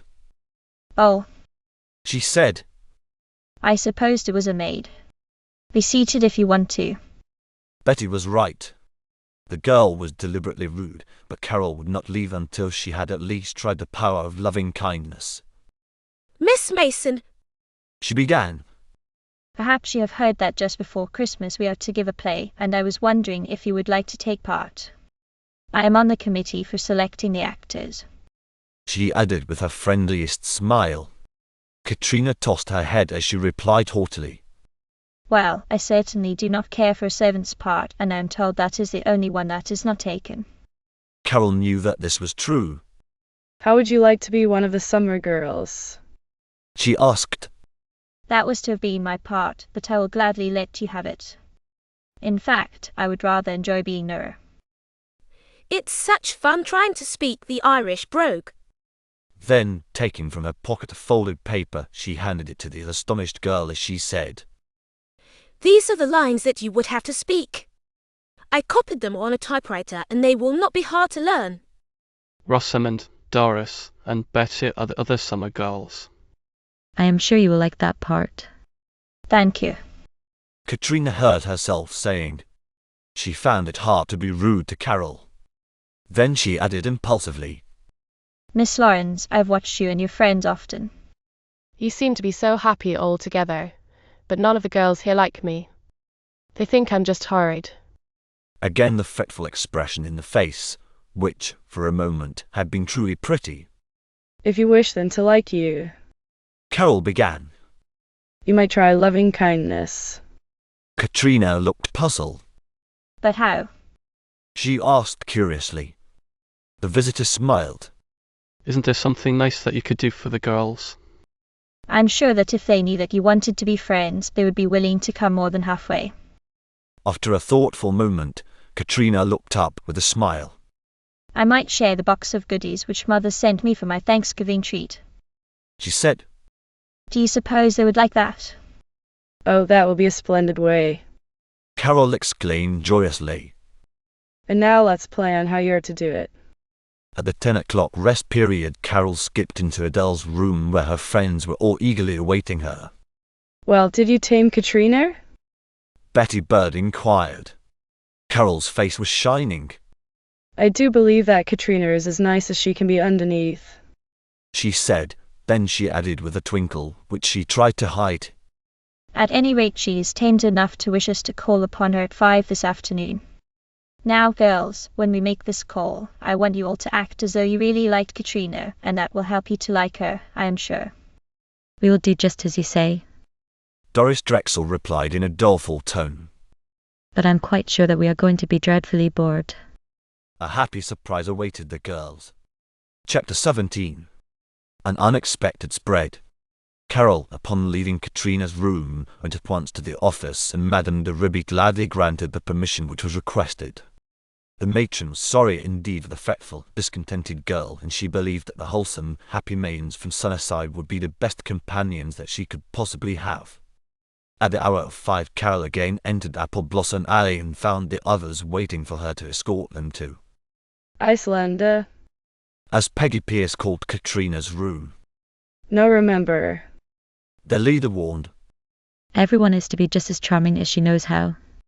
We'll promise. Doris Drexel declared. Now let the procession proceed. If we must call upon a young tigress, let's get it over as soon as possible. Into the west wing they trooped, and Carol tapped upon a closed door which was thrown open at once. There stood a pretty girl who was welcoming them in a manner truly gracious. Bettykins wanted to rub her eyes to make sure that she was awake. This could not possibly be the Katrina whom they had so disliked, but Adele understood. She realized that Carol had also suggested to the hostess that she welcome her guests as though she really liked them. Katrina, Carol was saying. Permit me to introduce to you Adele Doring, the maiden fair, whose name will one day be known from ocean to ocean as a poetess of great renown. She can rhyme cat and rat without the slightest effort, and this next maiden with the short golden curls and the cheeks that a peach would envy is Rosamond Wright, famous for having made tatting of 7 varieties. And these two whose arms are linked are the inseparables by name Doris Drexel and Peggy Pierce. It doesn't matter which is which, for each comes when the other is called, and this tall young lady with a solemn air and spectacles is our mathematician, Bertha Angel, and this youngster with the brown braids and a dimple is our youngest, known either as Little One or Betty Bird. Gertrude Willis couldn't come because she has taken the baby class to the woods, and Evelyn Dartmoor has gone to Buffalo to spend the weekend with her grandfather. Otherwise, we of the Sunnyside Club are all present. Oh, Carol! Adele laughed. Did you say all that in one breath? I am sure we feel very much honored, but Katrina, don't you believe a word that she says about us? I won't. Katrina smilingly replied. I'll find out for myself. Now be seated anywhere. I think that there are chairs enough, and 5 of you can sit on the window seat. Rosamond dropped into the easiest chair, and the others curled up here and there while Carol announced. Girls, I've brought all of the parts for the play, and I thought it would be fun to read them over to just get an idea when our turns come in. The play was an amusing one, and this informal rehearsal caused much merriment and laughter, and before anyone realized that an hour had passed, the get ready for supper bell was ringing in the corridor. Bertha stood up. We ought to go now, she announced, but Carol said mysteriously. No, not yet.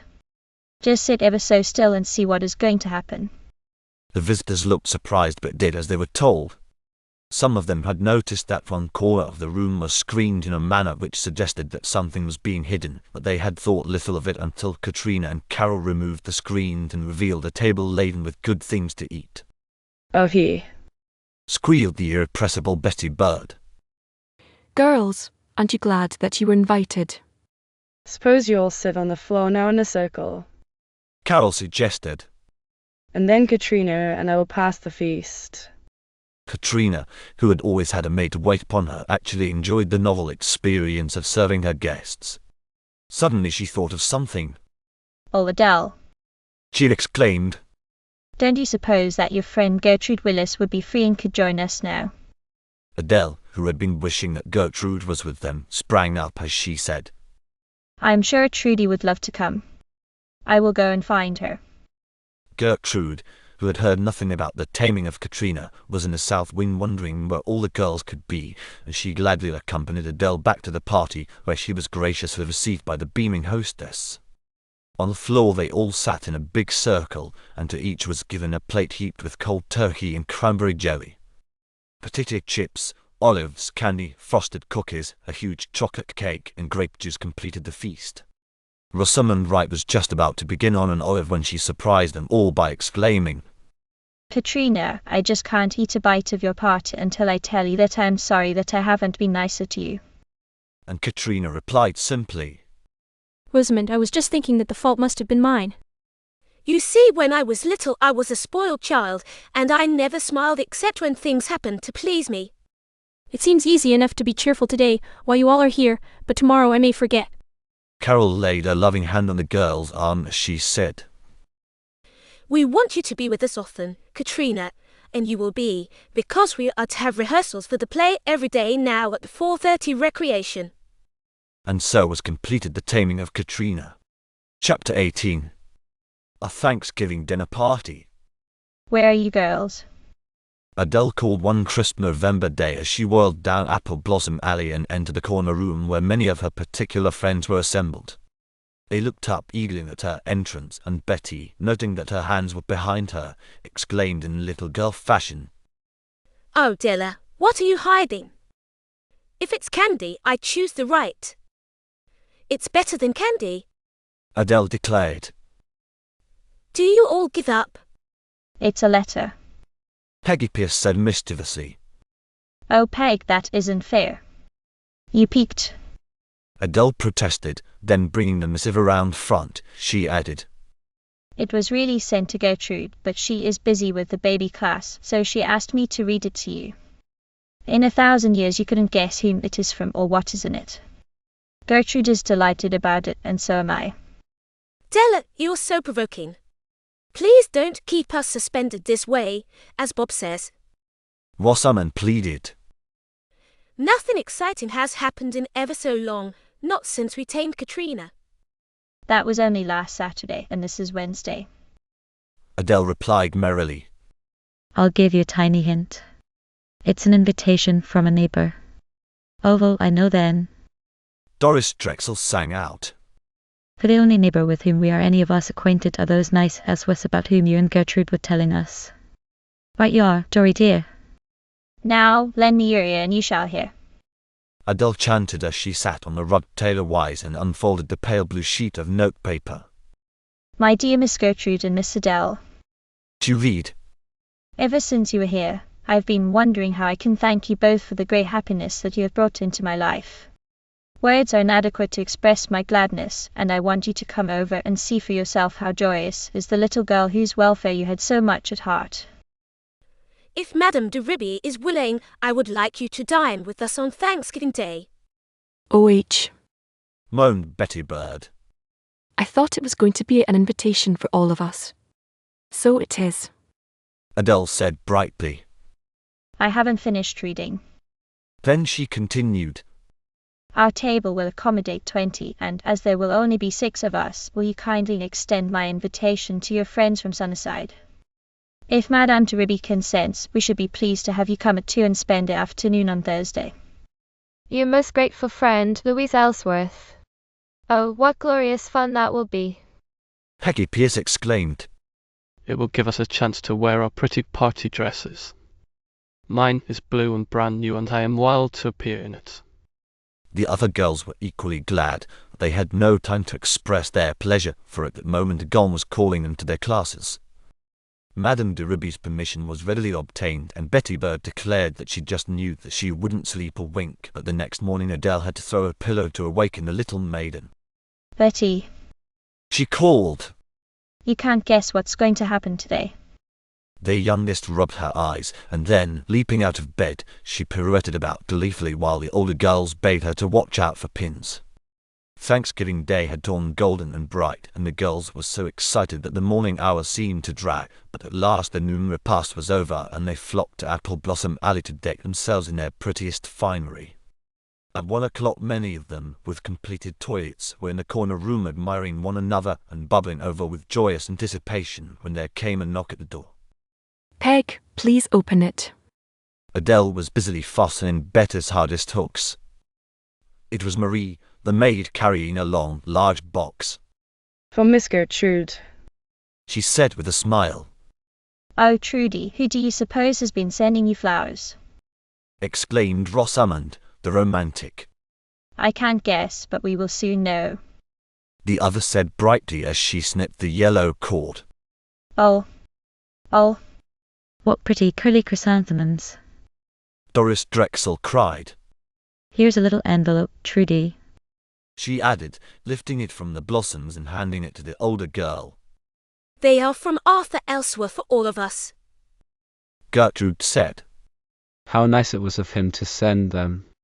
You know, one always wears a chrysanthemum on Thanksgiving Day. There's something on the back of the card, Trudy, and you didn't read it.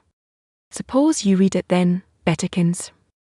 Gertrude was separating the flowers and giving one to each maiden, so Betty read. At the hour of 3 a surprise there will be. How exciting. Peggy Pierce exclaimed as she whirled about gleefully. Here comes Patrick up the drive. Get on your hats and cloaks, everybody, Adele announced. It's time to go. Little Elise was eagerly watching out of the wide front window in the library, and when she saw the school bus turn in at the drive, she exclaimed joyously. Oh, Auntie Louise, here comes big sister Gertrude. Let's you and I open the door. Miss Ellsworth, whose new happiness was shining in her face, nodded a dismissal to the maid who had come to answer the call of the knocker, and she and Elise greeted the merry girls. Then the laughing, chattering child, holding fast to Gertrude's hand, led them up the curving stairway to a beautiful upper room, where they were to lay aside their wraps. Then down they trooped, looking, so thought the lady who stood waiting in the hall below, like a flock of daintily coloured butterflies. There was a big log cheerily burning on the wide hearth, around which comfortable chairs had been drawn. Miss Ellsworth bade them be seated, and for a time they talked together, little Elise, with her excited happy chatter preventing the occasion from being a formal one. Rosamond, remembering what had been written on the back of the card among the flowers, looked often at the clock, and when it was 5 minutes to 3, she glanced meaningly at the girls nearest her, and indeed they were all wondering what the surprise was to be. Just as the bells in a beautiful marble clock were chiming the hour, a door at one side of the fireplace opened and Arthur Ellsworth entered. He was followed by 3 other young men who were rather peculiar looking, as each had long, dark hair and a heavy, drooping moustache. Arthur introduced the newcomers, but their names were so difficult to pronounce that the girls decided that these friends of their host must all be Russians. Miss Ellsworth took this occasion to slip her way to attend to some matter pertaining to the dinner, and Elise went with her. Arthur then asked the girls if they would like to see the gallery, which adjoined the library. Rosamond found herself walking by the side of one of the supposed Russians, who seemed to be strangely silent. Believing that he must be very shy, Rose said, Mr. Melowisky, your name is such a long one that I'm not sure that I have it right.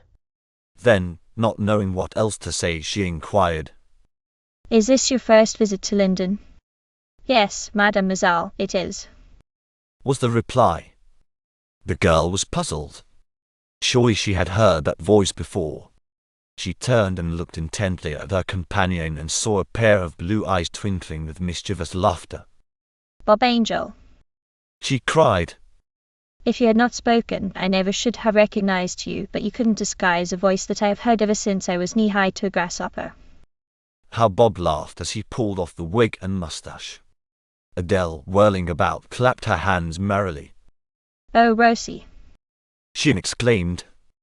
I recognized Jack the very first minute. And I did Bob, Bertha confessed. But I didn't want to spoil the fun till Rosie found him out. Am I the only one to go unrecognized just because I haven't a sister? The third young man asked dolefully. Oh, you're Donald Burnley. Betty Bird exclaimed joyously. Isn't this the best surprise that there ever could be? The ringing of musically toned Chinese gongs was calling them to the dining room, and it was not until they were seated that the mystery was explained. I don't see how you happen to know our brothers, Mr. Ellsworth.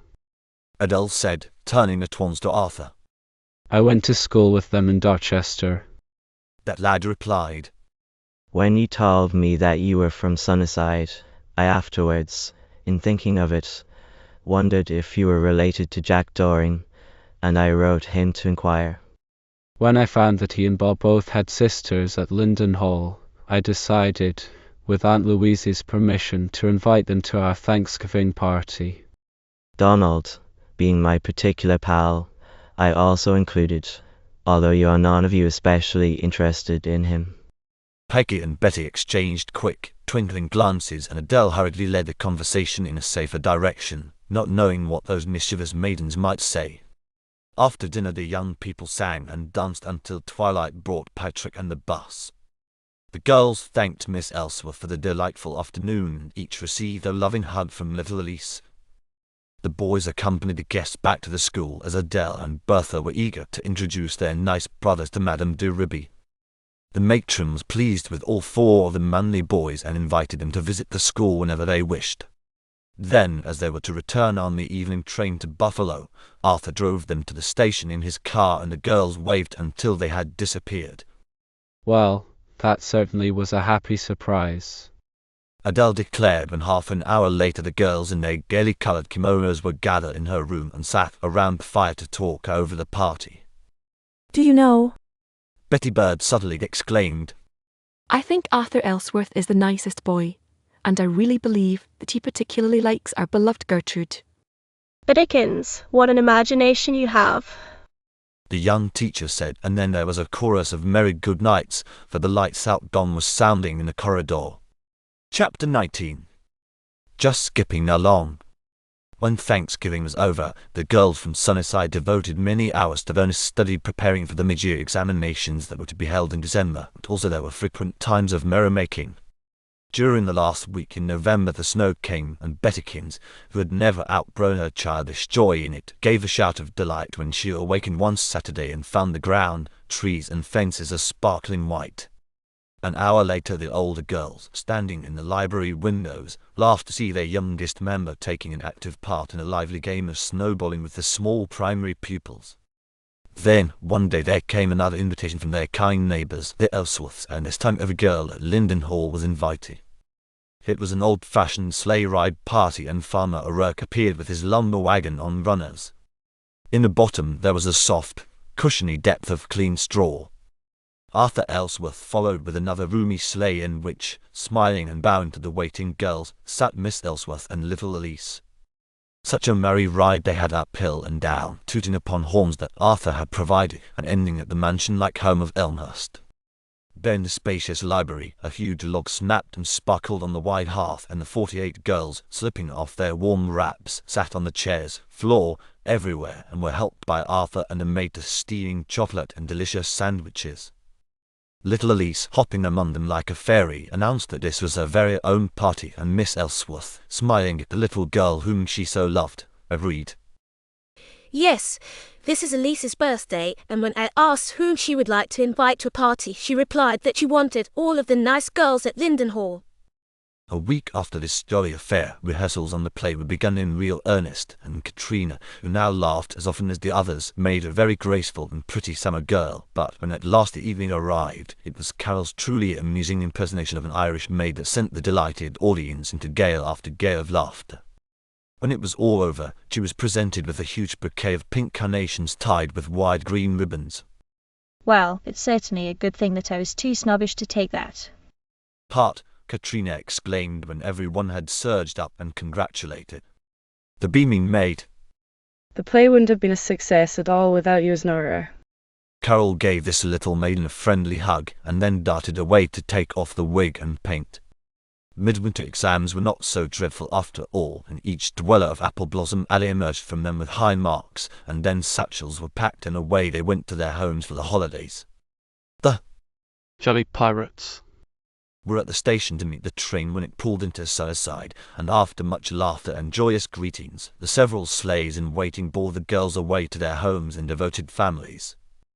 A round of gay times had been planned to entertain them, and almost before they realized that it was possible, they were back in Linden Hall and again at their studies. Girls, Adele cried one day as she skipped into Apple Blossom Alley. I am possessed of a sudden and soaring ambition.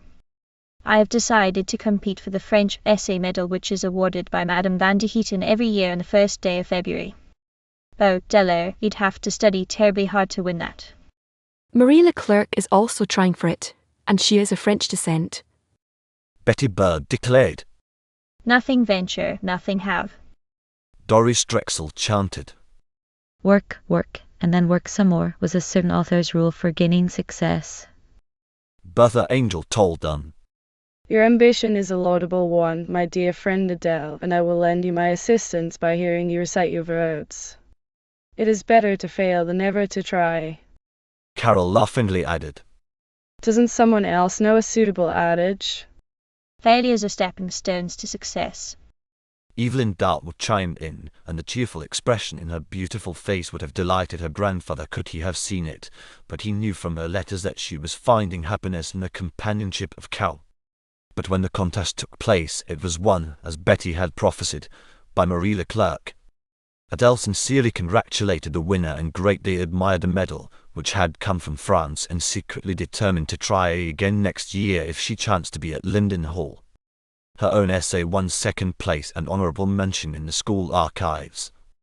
The next exciting event was the birthday of Gladys Merle Jones, who received a goodly cheque from her adoring father, and that maiden, wishing to share it with the others, obtained Madame de Ribby's permission to have a theatre party in Buffalo, to which she invited all the pupils in the faculty. The request was granted, and the girls spent a wonderful afternoon in one of the most beautiful of theatres and returned bearing with them refreshments for an evening spread. March came in wild and blustering, and with it a new pupil arrived at Linden Hall. She was of so unusual a type that she greatly interested the girls from Sunnyside. Chapter 20. The Old-Fashioned Pupil. Girls, did any of you see the new pupil? Carol Lawrence asked when the dwellers of Apple Blossom Alley had gathered in Adele's room one wild March afternoon. I haven't seen her. Doris Drexel replied, as she curled up on the rug in front of the fireplace where a log was snapping merrily. What does she look like and where has she come from? I can answer one of those questions. Peggy Pierce declared. For I just this moment saw her in the lower hall standing near Madame de Ribby's door, as though she were waiting to be admitted, and truly she is the queerest looking girl that I have ever seen outside of a picture book. She had on a plaid shawl and a beaver cap, and, think of it, girls, she was wearing thick woolen mittens, and her skirt was skimpy and much too short, for she is almost as tall as Gertrude. She must be a new pupil though, for an old battered suitcase was on the floor beside her. I suppose that I stared at her rather curiously, and she actually looked frightened. I guess that she isn't used to seeing other girls, for surely there's nothing scary about me, is there? Of course not, Peggy. Rosamund Wright replied indignantly. I certainly can't see why such a countrified girl is coming to Linden Hall Seminary, which is supposed to be a select school for the daughters of the gentry. Well, don't let's decide about this girl until we know her. Adele had just said, when there came a tap on the door, followed by the appearance of Gertrude Willis, who was gladly welcomed by all.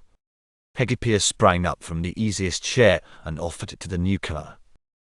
Oh, Peg, do keep your comfortable seat.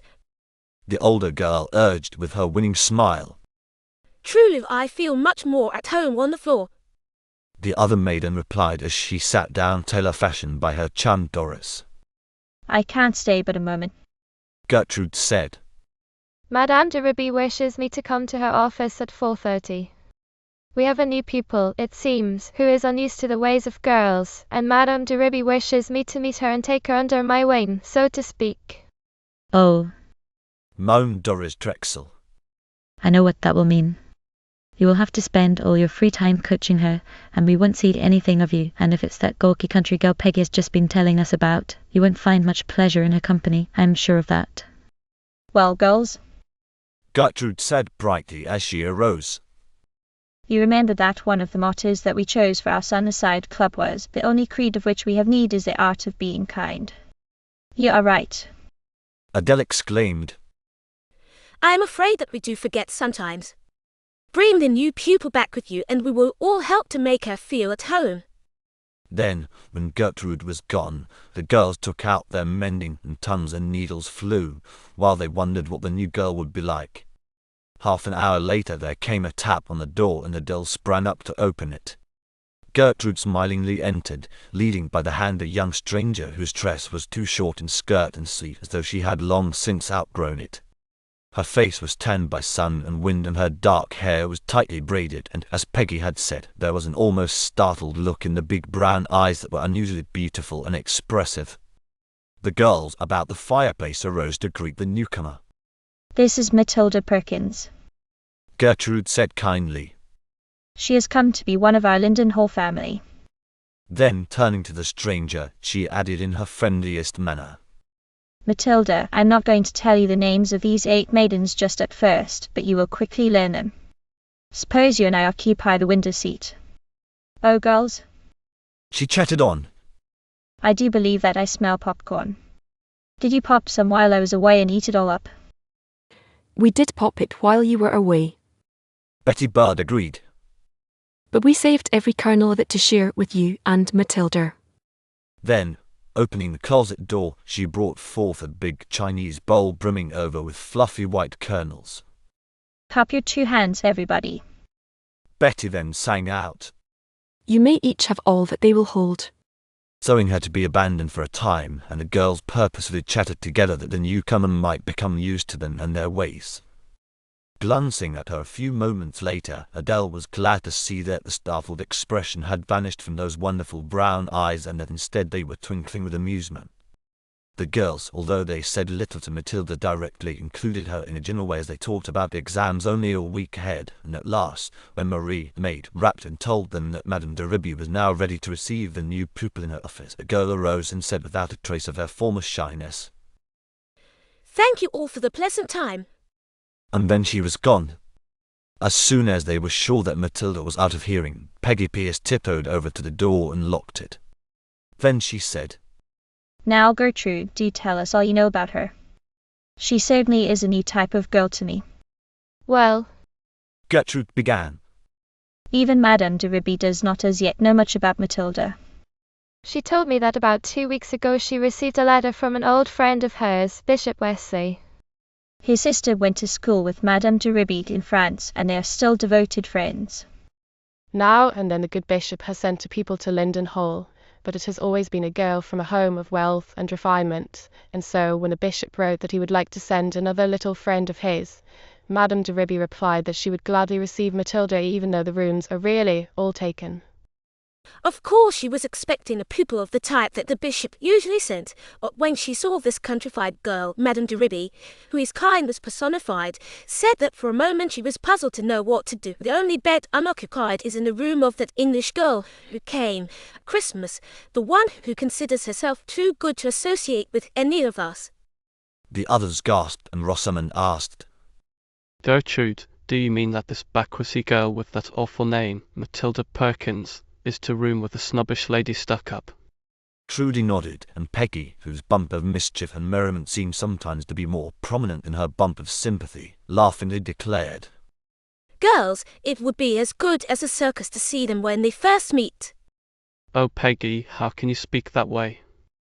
Adele remonstrated. I just know that it is going to be ever so hard for both of them. I'm sure that I don't care how uncomfortable that English girl is made. Doris Drexel remarked. Carol overheard her saying that she thinks it is dreadful because there are no class distinctions in America. She was telling Miss Merritt that there isn't one pupil attending Linden Hall who would beat in her class in England. Well, then, why doesn't she go back to her native land? Peggy inquired. No one is begging her to stay here that I know of. Her father is traveling in the West, Madame de Ribby told me. Evelyn replied. He will soon come after her, and then she will leave our plebeian shores forever. Girls, Adele suddenly exclaimed with enthusiasm. Matilda Perkins may be countrified, but there is something about those wonderful eyes of hers that makes me feel sure that she can hold her own even with Peggy's Lady Stuck-up. But, Gertrude, you haven't told us where Matilda came from. have you heard as yet? She hails from the Dakota prairies. The older girl replied. Her mother was a well-educated woman who married a ranchman, and she taught her little girl and her 2 boys as best she could. But when Matilda was 12, she and her brothers became orphans, and since that time she has kept house for them and helped on the farm. But Adele, if you want to see Matilda's eyes glow, you must hear her tell about her prairie home. I will bring her up here this evening, if Madame Duriby will excuse us from the recreation hour in the hall. Then she added, springing up. There's the get ready for supper bell. I must hunt up Matilda this very minute, or she will be losing herself in the maze of corridors. Chapter 21. The Prairie Home. That evening at 7, as Gertrude had suggested, the dwellers of Apple Blossom Alley gathered in Adele's room, and Matilda Perkins was with them. Her skirt and sleeves were still skimpy and short, but the frightened expression had vanished from her beautiful brown eyes, which seemed to mirror her every thought. Let's sit in a circle on the floor, Adele said as she threw fresh wood on the fire. It's heaps cozier, and Bettikins, turn the light low, for the blaze is bright enough. Matilda, you sit in the middle. Doris Drexel suggested. Because you are to be the storyteller tonight. That is, if you will be. She added, smiling at the new pupil. You see, we are very eager to hear about your Dakota home. For a moment a soft, dreamy expression appeared in the eyes that held such a fascination for Adele. I love my prairie home. Matilda said almost twistily. But I did want to leave it, for it was my mother's wish that I should come east and have a good education.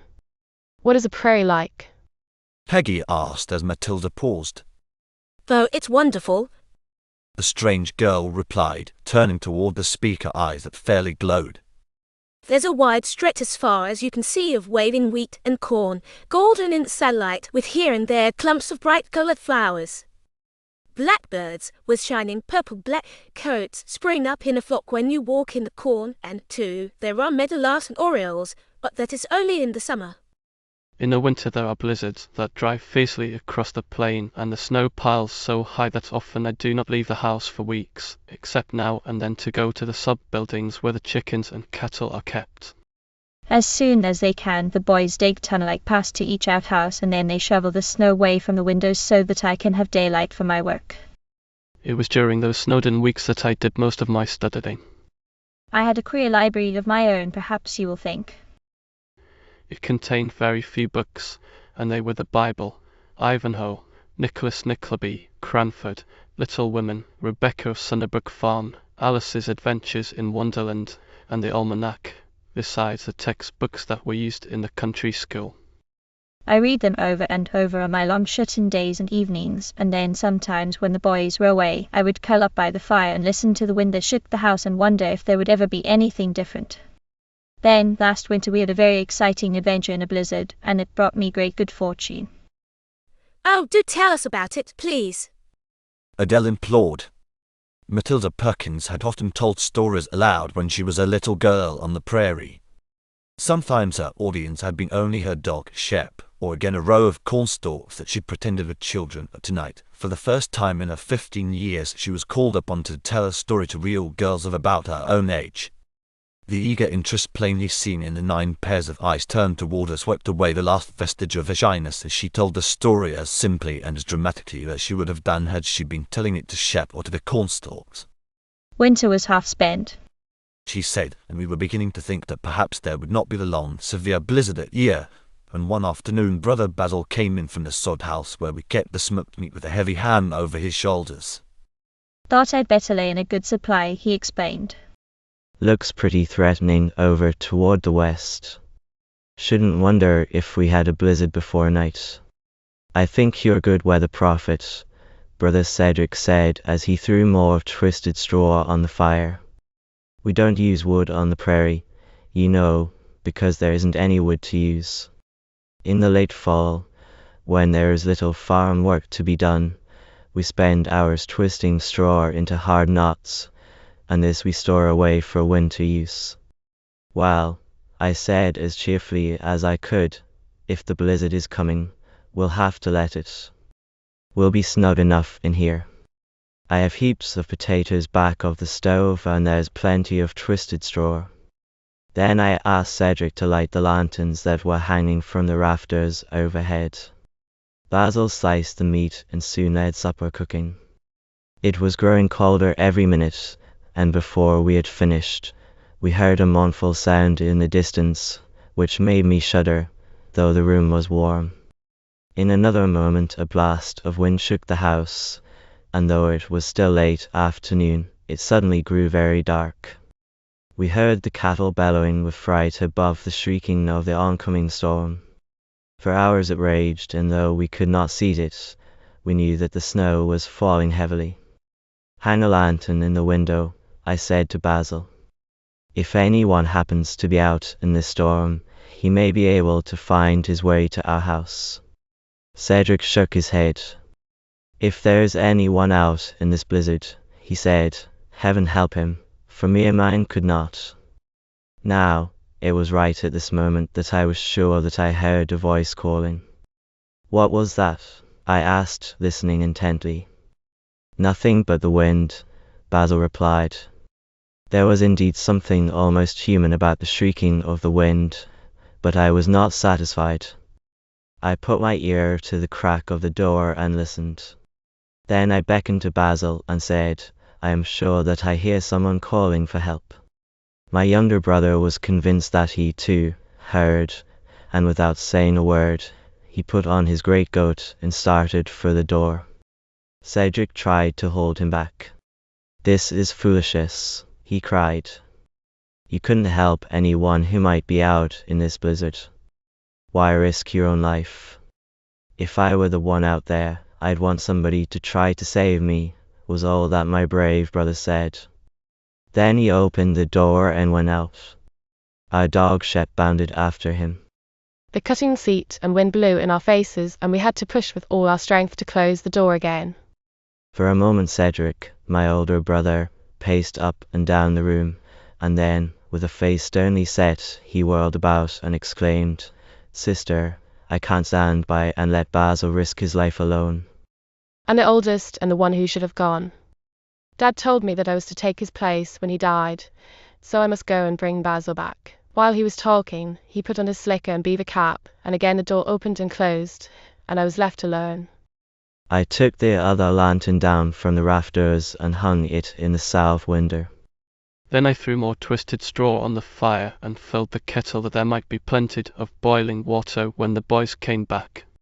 Suddenly I was terrorized, for the thought had come to me that perhaps they would never come back.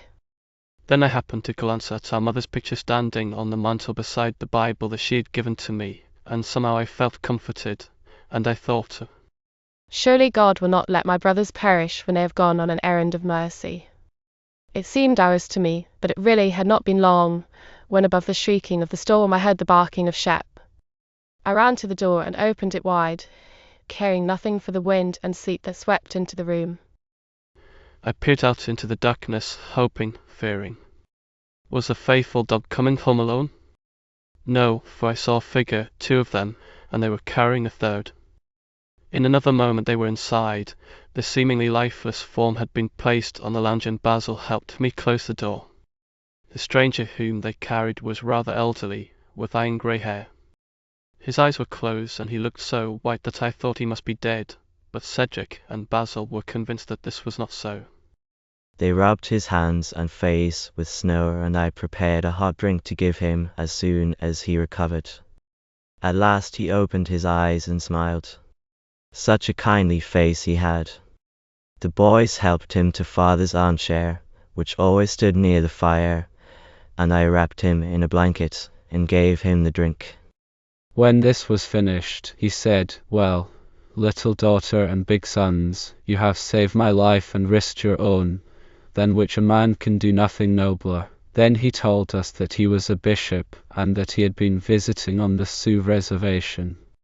He had heard that there was discontent among the tribe, and he knew that he could do much toward restoring peace. My pilgrimage had been a successful one, the bishop ended, but not being familiar with the signs of your sky, I ventured away unwisely. The next day the storm had passed and the prairie was covered with glistening snow. When the good bishop learned that the boys were working hard and saving so that they might send me east to school, the kind man said, "Lads, I want to do something to prove my gratitude. Let me do this. And that is why I am here at Linden Hall. Matilda ended simply. The girls had been listening with breathless attention. What an interesting story that was. Doris Drexel declared. I am as glad as I can be that you have come to our school. The new pupil, knowing that the speaker was sincere, smiled, and there was a happy light in her beautiful brown eyes as she said, I want to thank you all for welcoming me so kindly. I know that I must look queer. She added, glancing down at her old-fashioned dress. But you see, we do not have dressmakers out on the prairie, and I had no mother to help me. Adele sprang to her feet as she exclaimed. Stand up, Matilda. I want to see how tall you are. Wonderingly, the girl arose and stood by Adele, who said brightly, Trudy, aren't we very near of a size? Yes, Della, I think that you are. Her friend replied. Hod. The other exclaimed. Then darting to her closet, she brought out her best uniform. I won't need to wear this until Sunday, and, let me see, this is Wednesday. Miss Purring, who makes our uniforms, can finish yours by that time. I'm going to loan you this, Matilda, and I want you to put it on this very minute before you meet your new roommate, the haughty Geraldine Barrington. She won't be nice to you however you look, but at least she cannot say that your dress is not up to date, for this is the very newest uniform in the school. Matilda was almost overcome with her gratitude, but before she could speak, Adele had dragged her behind a screen and was helping her with the buttons.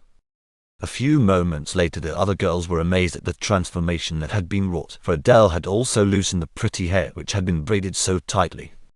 She stood off and gazed at the new pupil with admiration. There now. She said, You look just like the rest of us, all except your eyes, and honestly, Matilda, though I don't want to make you vain, I've never met such eyes before in my travels, and I've been all the way to Arizona and back. I've one thing more to say, and that is, that your name does not fit you any better than your dress did. Should you mind if I call you something different? Matilda laughed. The shyness of a few hours ago was entirely gone, and she laughed as freely and musically as she had done out on her wide prairie, when, with her dog Shep, she had raced through the cornfields. Call me whatever you like. He said. Then I'm going to name you Star and spell it with a double R. When the retiring bell rang, Gertrude sprang up, saying, Come, Star, I will now introduce you to your roommate. I surely do pity you if you are to room with that lady stuck up. Doris Drexel declared. Oh, I don't mind. Star replied brightly. Since you girls are kind to me, I shall not care how unkind she may be. A truly unpleasant experience awaited this girl from the Dakota Prairie. Chapter 22. Lady Stuck Up. When Gertrude Willis rapped on a closed door in the east wing, there was no response, and so she turned the knob and entered the room, which was unoccupied. Trudy then told the new pupil which was to be her side and bade her good night. When she was alone, Matilda stood looking out of the window into the darkness. For a moment a rush of loneliness swept over her heart. The stars seemed so faint and far away, while over the prairie they had seemed so near and brilliant. Then she smiled as she thought bravely. I mustn't be homesick, for wonderful things are going to happen to me, and everyone has been so kind. Humming a little tune, the new pupil unpacked her old-fashioned and much-battered suitcase, and a few moments thereafter she climbed into her bed. Then the door opened and a tall, flaxen-haired girl entered. She might have been pretty had it not been for a haughty, disagreeable expression. She gave a disdainful glance toward the occupied bed and retired behind her sheltering screen. Only that evening had she heard who was to be her roommate, and she had been waiting until this late hour to see Madame de Ribby, who had at last sent word that she could not see Geraldine until the morning. Long after Matilda, truly weary from her long journey, was peacefully sleeping, the haughty English girl lay awake planning what she would say to the matron. She, a Barrington, to be asked to share her room with a farmer's daughter. Such a slight was unbearable. If Madame de Ribby did not know of her father's position in England, then his daughter would inform her at the very first opportunity. Hours before the rising bell rang in the Linden Hall Seminary, Matilda was awake, for out on her wide prairie everyone was astir at early dawn. She did not want to disturb her roommate, the haughty Geraldine Barrington, and so she lay quietly gazing out of her window at the treetops and the shining sky, but she saw neither, except vaguely, for in fancy she was out on the prairie watching the sun rise, hearing the morning call of the meadowlarks and orioles and bobolinks. Even the harsh-voiced cowbirds and the thieving crows were there in her memory picture, for they all meant home to her. She could see her brother Basil, the handsomest lad in all the world, she thought, as he swung into his saddle and herded the cattle down by the river. Her older brother, Cedric, she knew would be swinging along after the plough with Shep bounding in front of the horses. Then, in imagination, she looked into the kitchen. She was sure that the boys found it hard to keep house without her. For a moment a rush of regret brought tears to her eyes. Oh, how selfish I was to leave those dear brothers of mine with no one to get supper for them when they come home so tired at night. The girl in the other bed had awakened as she heard a half-stifled sob from Matilda's corner. She curled her lips contemptuously. Silly, sniffly thing, she said to herself. Then a bell rang and they both arose and dressed behind their sheltering screens. Geraldine Barrington finished her toilet hastily and without one glance at the new pupil she swept out of the room. Matilda smiled to herself. This girl had not the power to hurt her. Instead she thought happily of the kind friends whom she had met the day before, and when she went out into the corridor, one of these hurried forward to meet her. Good morning, Star. Gertrude called. I hope that you slept well. I did indeed, thank you, Matilda said brightly. Gertrude, you know the old saying, the dream you dream in a strange bed will come to pass some day. What was it? Wasserman Wright asked as they joined the others at the entrance to Apple Blossom Alley. It would be utterly impossible to have this dream come true. Star replied merrily. For I dreamed that Geraldine Barrington begged me to be her friend and roommate, while the truth of the matter is, she has not even given me a kindly glance. So you see, dreams go by contraries. While they were talking, the girls trooped down the broad front stairs. The matron in the lower hall smiled a greeting to them. The girls curtsied and chorused. Good morning, Madame Deriby. That good woman was pleased to see the bishop's protégé so differently clad. She felt sure that one of the Sunnyside girls had loaned her a uniform. I am glad that they're kind to poor Matilda, she thought as she turned into her office. For I am almost certain that her unfortunate roommate will not be.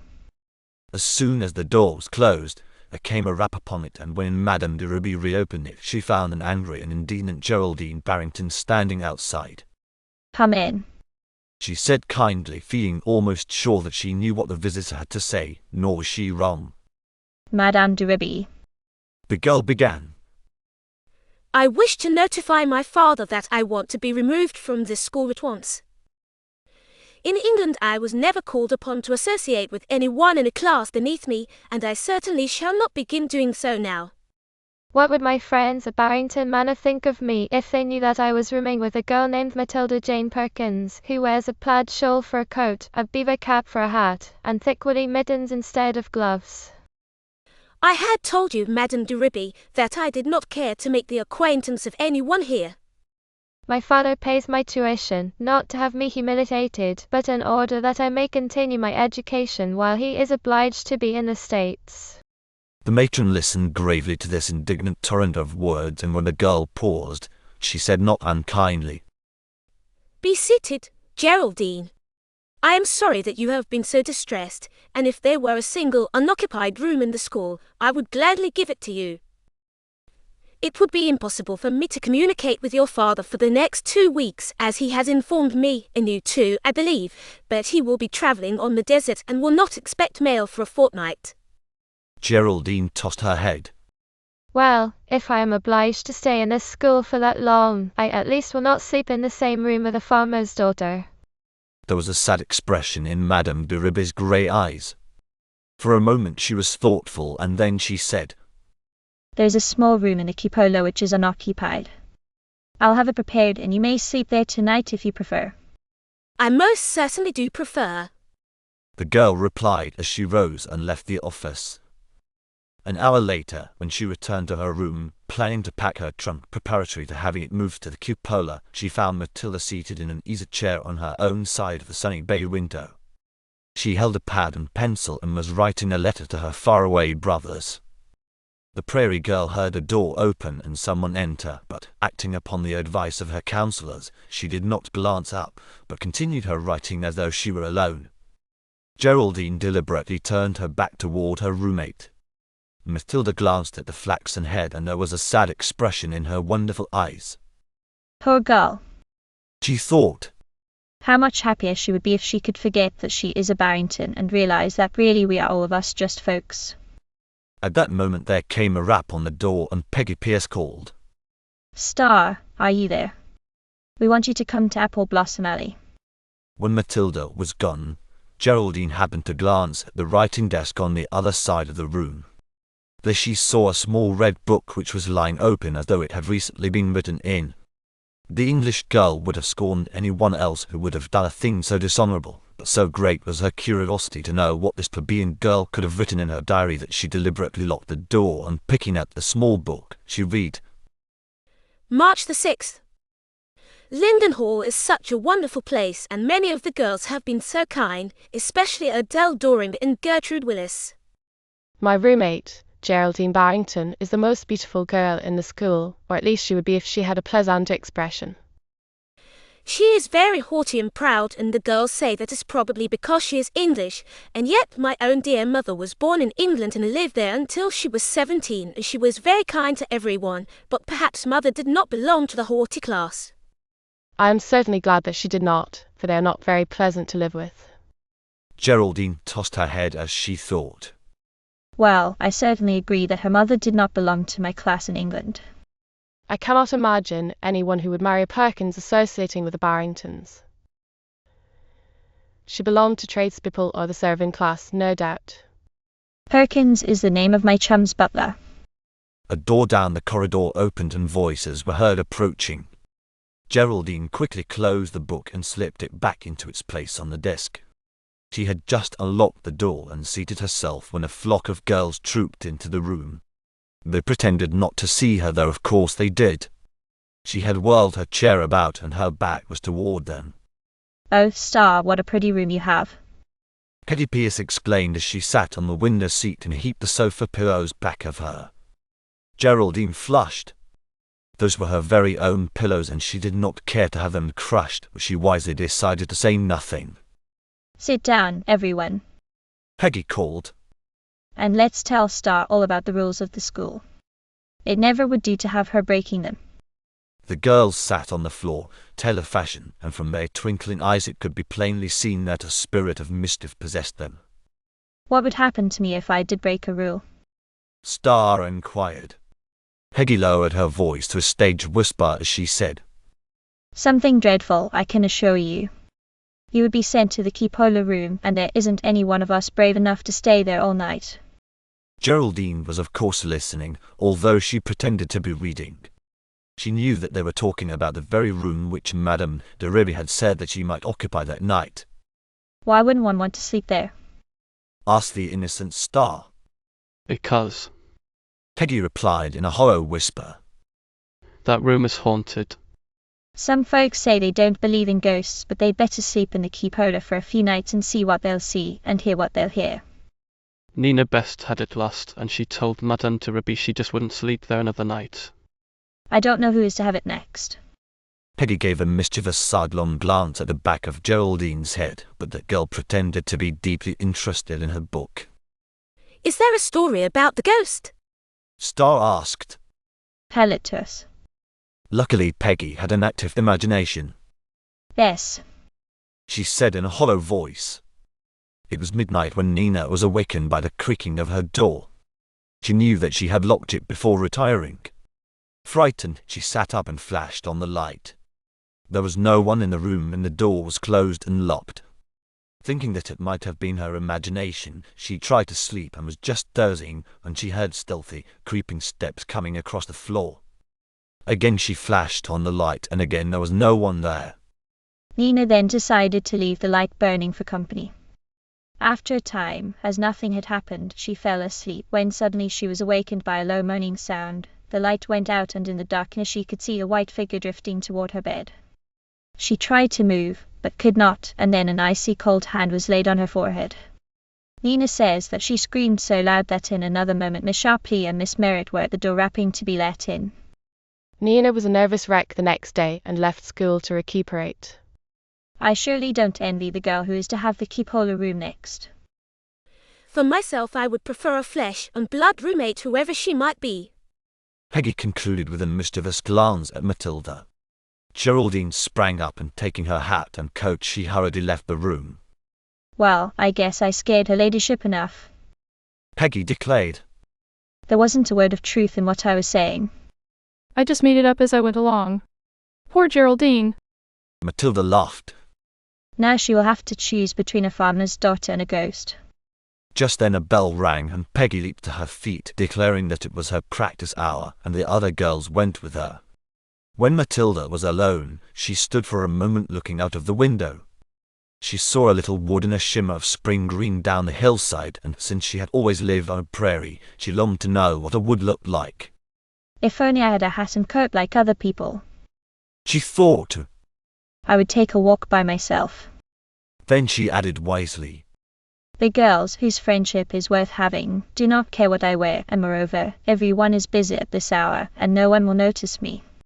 So thinking, she took her plaid shawl from the closet and twined it about her head and shoulders. Then she started out. She met no one in the corridors or garden, and soon she reached the edge of the little wood. She stood for a moment looking about her, truly awed. She had been brought up on a treeless prairie, and this was the first time in her 15 years that she had entered a wood.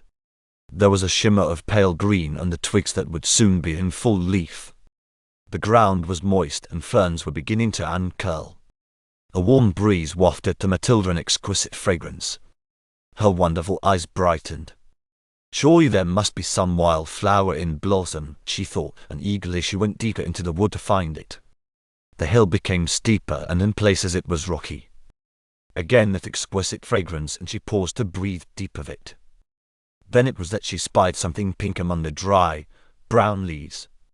Stooping, she found that loveliest of spring flowers, a clump of trailing arbutus. Oh, you sweet, sweet thing, she whispered as she held the blossoms close. How I wish that I might find a spray for each of the girls who have been so kind to me. She continued her search, looking under the leaves. She was nearing a heap of rocks, when from the other side came a low moaning sound. Matilda stood very still and listened. Fear was unknown to this prairie girl, but for one fleeting second she recalled the story of Peggy's ghost.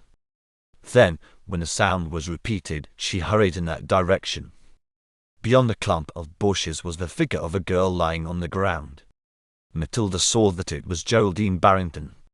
Forgetting everything but her desire to help, she hurried to the side of her roommate. Oh, Miss Barrington, she exclaimed. You've hurt your ankle, haven't you? Let me get you into a more comfortable position, and then I will run back to the school for assistance. I don't want to go back to the school, Geraldine declared angrily. I have left that place forever. I was just on my way to the Linden station when I slipped and wrenched my ankle. I was going to Buffalo on the next train and have Madame Deriby send my things. And all because you do not want to be my roommate, Matilda said sorrowfully. Then she added brightly, I'll tell you what, Miss Barrington, let me help you back to the school, and then I will ask Madame Deriby to permit me to move into the cupola, and you shall have your room again all by yourself. Geraldine looked up in surprise. She endeavoured to rise but fell back with a groan. Do lie still, Matilda urged.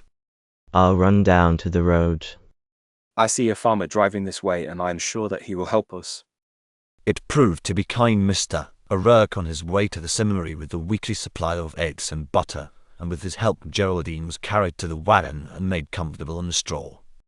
Half an hour later, just as the girls were flocking out of the study hall, they were amazed to see no less a personage than Geraldine Barrington being helped into the school by a farmer and her hated roommate, Matilda Perkins. The girls of Linden Hall were to hear of something much more surprising before the fortnight was over. Chapter 23 A dream that came true. The resident nurse took charge of the case, and Geraldine's ankle, which had been badly sprained, was carefully bandaged. When the pain had subsided, the girl fell into a light slumber and the nurse slipped away. Half an hour later, Matilda stole into the room. She placed her exquisite spray of arbutus in a vase near Geraldine's bed. Then she tiptoed over to her own side and began to pack her belongings. Though she was very quiet, Geraldine, who was only drowsing, opened her eyes, and the first thing that she saw was the arbutus. She well knew who had placed it there. The screen was in front of her bed so that she could not see Matilda, but she heard her tiptoeing about. She wondered what she could be doing. She was soon to learn, for in another moment she saw the prairie girl going toward the door carrying all of her belongings. For the first time in her pampered life, Geraldine realized how selfish she had been. Miss Perkins, She heard herself saying. please don't move today. In surprise, Matilda placed her suitcase on the floor and went to the bedside. But I thought that you wanted to leave the school because I was your roommate. I am only a farmer's daughter, and of course you would not care to associate with me. Yes, I do, Geraldine declared, and there was a strange ring of sincerity in her voice. I want to associate with you more than with anyone else in the school. Then I will stay a few days longer. Matilda said quietly. But when you are well, perhaps you will feel as you did before. Just tell me so, won't you, and I will gladly move. Turning back, she unpacked her suitcase and hung the plaid shawl and beaver cap in a closet. Geraldine was amazed that anyone could be so unselfish, but a sudden twinge in her ankle kept her from replying. That afternoon, another girl in the school became ill, and the nurse was obliged to spend nearly all of the time in the infirmary, and so Matilda asked permission to take care of Geraldine. I love to play nurse, She said.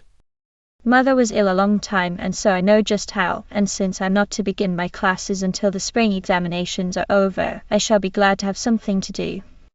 Madame de Ribby granted the permission, and for several days Geraldine's pillow was smoothed and her tray brought up by her kindly roommate. One day Geraldine was able to sit up for a while, and Matilda wrapped her in a warm plaid shawl and then sat in the sunny window to read to her. The story was interesting, but Geraldine was not listening. She was thinking of something that she had wanted to say to Matilda for the past week, but her pride had prevented. At last she exclaimed, Matilda, will you stop a moment if you have reached the end of a chapter? There's something that I want to say. The other girl glanced up inquiringly. I want to ask your forgiveness for several things. The English girl began. First of all, please don't move to the cupola, for I want you to be my roommate as long as I am in this school. I have always been lonely, She added, and how I have wished that I had a sister or even a girl cousin, but I had none. Mother died when I was a baby, and Dad tried to be mother and sister to me, but he had to be away so much, and I have lived nearly all of my life in French and English boarding schools. We were poorer at first because Dad was only the younger brother, but last year his older brother died and left us the Barrington estate. I was so delighted because I thought that we would settle down in that beautiful place and have a home at last, but Father could not be happy, he said, until he had found a sister of his who long ago came to America. If she was still living, he wanted to share his fortune with her. She had always been so loving to him, he told me, but she married someone beneath her and the older brother had disowned her. They knew that she came to the States with her husband, but she was never heard from again. We lived in our castle-like home for a month, then Dad packed up and said that he must come to America and try to find his lost sister. So we came. Dad put me in this boarding school while he travels about looking for my aunt. He is away out in the Middle West now. In his last letter, he wrote that this country is wonderful. He had never dreamed it was so big. He hasn't found a trace of his lost sister, however, and so he will be back in a fortnight. Then how happy I shall be, for we shall go back to that wonderful Barrington Manor. And yet, Star, I feel sure that I am going to be lonely. There will just be Daddy and me in that great rambling old castle that has no one except the servants. I wish that I could take you back with me to be my adopted sister. Matilda smiled into the beautiful face of her roommate as she replied, I'm glad that you like me, Geraldine, but I love my prairie home as much as you do your English home, and I couldn't let the ocean separate me from my splendid brothers. Well, then go on with the story, Geraldine said, and Matilda continued reading, feeling happier than she had since she came to Linden Hall Seminary. 2 weeks passed and Geraldine Barrington was able to walk about. She was never content unless Matilda, whom she now called Star, was her constant companion. Father is coming today, Geraldine announced happily one morning as she entered their room holding an open letter. He is so disappointed. He writes that he has visited every part of the West, but he has been unable to find his sister. He will be here this morning, and I'm to ride down in a bus to meet him. I asked Madame de Reby if you might accompany me, but she said that since you are just beginning your classes, she did not like to have you miss even one recitation, but I want you to get acquainted with him when we come back to the school. I would like to meet your father, Matilda replied. I'm ever so glad for your sake that he is coming. Then taking her books she went to her classes. At noon Geraldine danced into their room as she exclaimed, Dad is here, Star, and oh, we've had so much to talk about. He and I are to have lunch together in the private dining room, and Madame de Reby said that right after that you may come and meet him. When the hour arrived, Matilda followed Geraldine into the large parlour and a gentleman arose to greet them. Dad, this is Star, my roommate. Geraldine explained happily, and Matilda found it hard to realize that this was the haughty girl who had at first refused to speak to her. My daughter tells me that you live in the wonderful West. Mr. Barrington said kindly when the three were seated. Dakota is the one state, however, that I did not visit on my quest.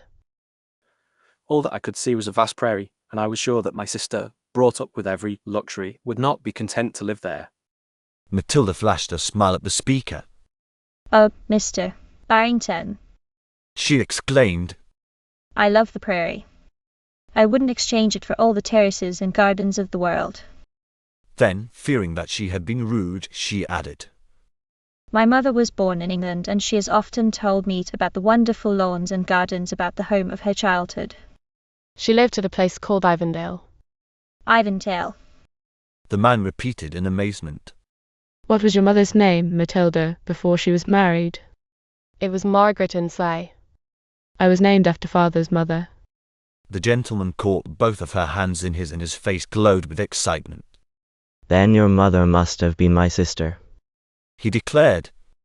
Our name was Insley at that time, but after we inherited our grandfather's estate, we used the name Insley Barrington. The news spread through the school like wildfire, and Adele Doring drew Matilda into Apple Blossom Alley as she explained. So you were Cinderella all the time, you dear beautiful girl. I'm glad that I loved you in the very beginning, however, or you might think that I was hugging you now just because your ancestor's name was Insley Barrington, with a hyphen in it. Star laughed happily. Adele, She whispered. I would rather be the daughter of my own dear farmer daddy than a princess. Geraldine's father has gone to Dakota. He is so eager to see my wonderful brothers. I am hoping that you will meet them someday, Della. Then she exclaimed joyously.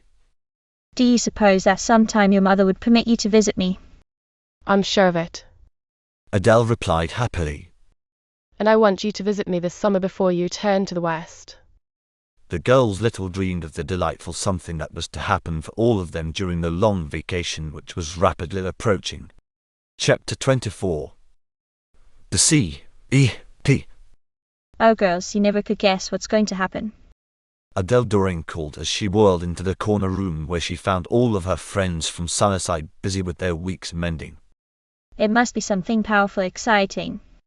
Rosamond Wright drawled as she dropped an ivory ball into the toe of her stocking, where a hole awaited darning.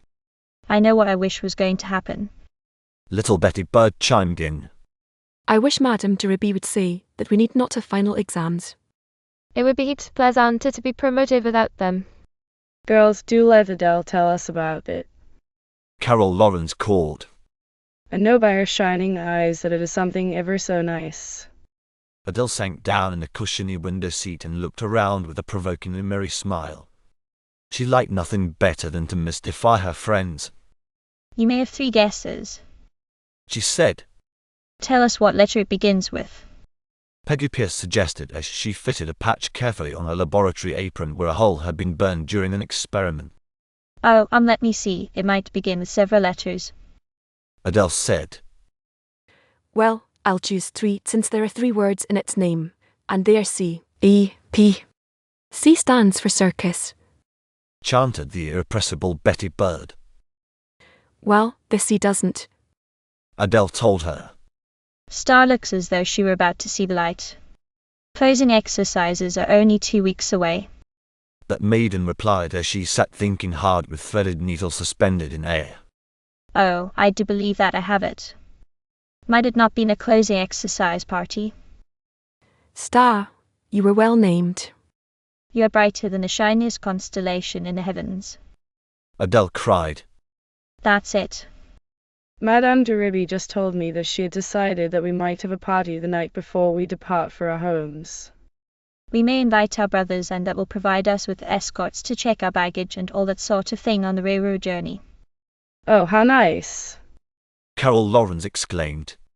I've so wanted you girls to meet my splendid brother Peter, and since Evelyn hasn't a brother, I'll share him with her. Of course they don't have to be brothers. Adele declared. We may invite any boyfriend. Madame de Ribby said that our mothers would permit us at home to have for escorts. No need to ask whom Adele will invite. Peggy Pierce sang out to tease that Adele was not like Rosamond. She did not resent Peggy's nonsense. Of course you know. She replied frankly, which spoiled the fun of teasing her. His initials are D. B. Would you leave your poor brother Jack out of the party? Betty Bird inquired. No, indeed. Della replied as she glanced at the lassie next to her. I was planning to ask Doris to invite Jack if she didn't mind, since she hasn't a brother of her own. I wonder who'll invite Bob. Peggy began, but before she could say more, Bertha interrupted. Why, I shall, of course, since he is my brother. So Peggy didn't have a chance to tease Rose that time. One day soon after the party announcement, Adele stole into the library where several of her friends were doing reference work. She kept looking around as though she feared that she might be followed, and her movements were so stealthy that the girls, who were supposed to be studying, were much mystified. Adele, you act like the villain in a moving picture play creeping along that way. Betty Bird said. It gives me the shudders. What are you afraid of? I've a secret. Adele said. And I don't want Gertrude to hear it. She doesn't know that I know. In fact, she doesn't know that anybody knows, but I do know, and... My dear Adele. Carol Lawrence exclaimed, rising and pretending to feel her friend's pulse and forehead. You don't think that you're ill or crazy or any little thing like that, do you? Adele laughed merrily. No, I honestly don't believe that I'm any crazier than usual, but truly, I have a secret to tell you, and I wanted to be sure that Gertrude wasn't in the room. That's why I stole so still-like. I thought that you were so engrossed in your studies, as Miss Sharpie says, that you would neither hear nor see. Gertrude is not with us. Evelyn declared, and then she added gaily. If you really want to know where she is at this very moment, you have but to glance out of yonder window. Adele looked and saw a tall lassie standing deep in the daisies with her flock of very little girls trooping about her, their arms filled with the gold and white blossoms, but she also saw more than that. Look. Look, girls. She cried excitedly. What if it should be a budding romance? Where? Rosamond called as she rushed to the window, followed by the others, who peered over toward the daisy meadow which bordered the school grounds on the highway. They saw that a roadster had suddenly stopped. A good-looking lad had leaped out, and, with cap in hand, he was talking pleasantly to the youngest teacher. The little ones gathered close to her and listened with wide eyes. Then, with a merry laugh, the lad tossed the smallest high in the air, shook hands with Gertrude, and was gone. Adele, I do believe that you are right. Doris Drexel declared. I think that maybe it is the tiniest pink bud of a romance. Oh, girls. Rosamond Wright said as they returned to the reference table and their books.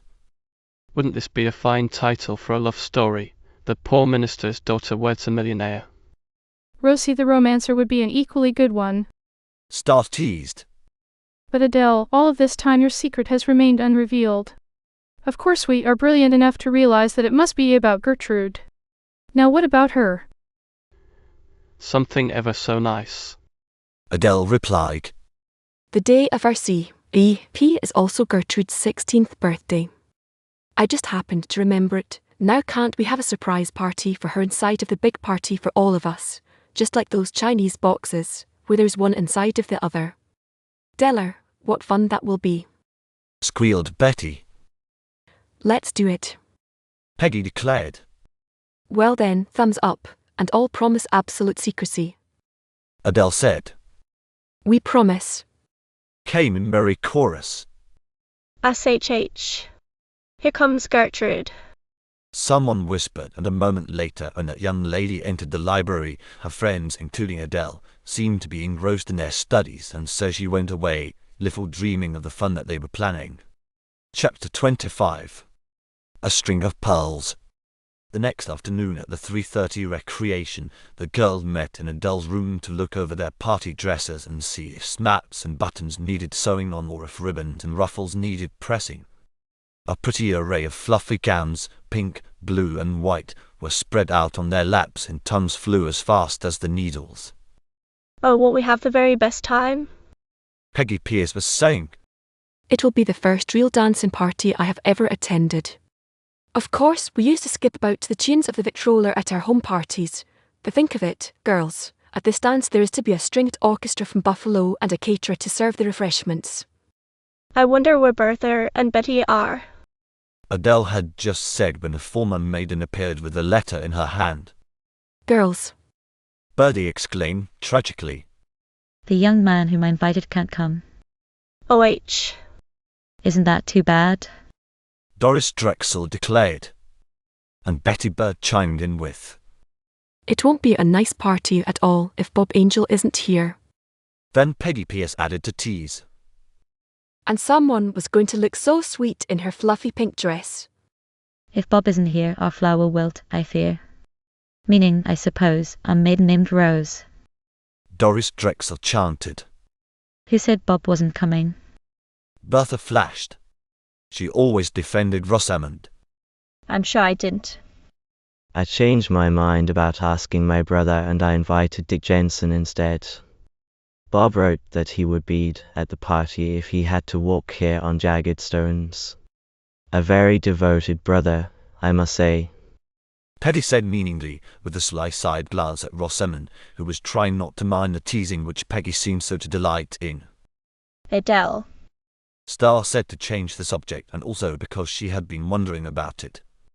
Wouldn't it be nice if we all contributed toward a fund with which to buy Gertrude a birthday present? Oh yes. Carol exclaimed. And let it be something that Trudy would just love to have but cannot afford to get for herself. I know what that something would be. Adele said brightly. Last year Trudy told me that though she cared nothing for rings and gaudy jewelry, she would so like to have a string of pearls. Her Uncle Pearson was visiting there at the time. He was in the room, absorbed in his reading, we suppose, but he must have overheard, for when he went away, he left an envelope addressed to Gertrude in which there was a message and a $20 bill crisp and new. In the little letter he told her that the money was to be spent as she most desired. Of course he supposed that Trudy would buy a string of pearls. She was so happy and she asked me if I would go to Dorchester with her on a shopping expedition, and so, the very next day, we set out. When we reached a jeweller's shop, I expected Gertrude to turn in, but instead she went just beyond to a dry goods store. I was indeed puzzled until Trudy, looking at me with happy eyes, exclaimed, Daddy and Mother have been invited to a convention in Boston where so many pleasant things are to happen, but Mummy said she couldn't go, and I know why she can't. It's because she hasn't had a new best dress in 10 years. There are so many babies growing up, and each time Mother has a little money saved, it has to be spent for them, but now she is going to have a new dress and go to that convention. Isn't that just like our Gertrude? Doris Drexel said. What did she buy? She bought black broadcloth for a suit. Stella told them. And then, as there happened to be a sale, she also bought enough soft lilac silk for a dress to wear in the evening. I saw it after they had it made, and it was the sweetest thing with some old real lace in the neck and sleeves. Adele, Evelyn Dartmoor said. I am glad that you told us about it. If you will appoint me treasurer of the fund, I will promise you that on her 16th birthday, Gertrude will receive the prettiest string of pearls that can be found in Buffalo. God, Della declared. We will each give our contribution to Evelyn. Then she added, I can't understand where Beddekins is. I told her that we were to meet here at this hour. I believe that I will go and hunt her up. Adele did not have far to go, for she found the little one slowly ascending the wide front stairs, and her eyes were red, as though she had been crying. What is it, Betty dear? Adele inquired as she drew the little girl into an alcove. Have you heard news from home? No, it isn't that, but I haven't a party dress, and so I won't be able to go to the dance. The tears started afresh, but Adele, with a merry little laugh, exclaimed cheerily, Oh, is that all? Why, Betsy, that pink muslin dress of yours would make the sweetest party gown if you would let me change it a bit. The little girl looked up eagerly. Della, would you do it for me? She asked. I don't know how to do anything like that myself. I've never worn the pink dress because I just hated that high collar and the long tight sleeves. You'll be surprised when you see what a fine dressmaker I am. Adele replied gaily. Don't say a word about it, and I'll fix it tonight when we are alone. I'll cut a square neck and short sleeves and put little lace ruffles around them, and Itkins, I've the dearest pink sash with long fringe that has never been out of its box, and you shall wear that. This was almost too much for the little girl, and the tears appeared again, but this time they were happy ones. Della! Betty cried impulsively. That's why everybody loves you, because you're always doing things to make other people happy. Just then the gong sounded through the corridors, calling the girls to the gym. Chapter 26. Romancing. The week that followed was devoted to studying, for the terrible exams must be passed before the party could be enjoyed. Bring your books up to my room this evening at 7. Adele sang out as the girls from Sunnyside were trooping in after a merry game on the tennis courts. I'll play teacher and give you a review. We'll be there, Carol replied, then turning to the tall, quiet girl at her side, she added, Evelyn, suppose we practice for the next half hour since we are to perform at the closing exercises. Gertrude and Adele, arm linked in arm, entered the school and ascended the stairs to their room. Trudy, Adele exclaimed as she sank down on a low stool to remove her tennis shoes. what nice new friends we have made this year, Carol, Evelyn Dartmoor, and the lassie from the Dakota Prairie. What a wonderful girl she is, that Star. I am so glad that she came to our school. She makes me think of Eva Dearman a little. Not that they look alike. Maybe just because they both live in that glorious West. It seems as if I haven't heard from Eva in ages. Then folding her hands over her knees, she added thoughtfully, Trudy, please don't think me sentimental or anything like that, but when I grow up, if I should happen to get married, I do wish that it might be to an Arizona cattleman. Gertrude laughed merrily as she began to brush her dark, wavy hair. Then she exclaimed, Donald Burney is planning to live on his ranch, isn't he? Of course, I mean when he finishes college and is ready to settle down. I believe that he is.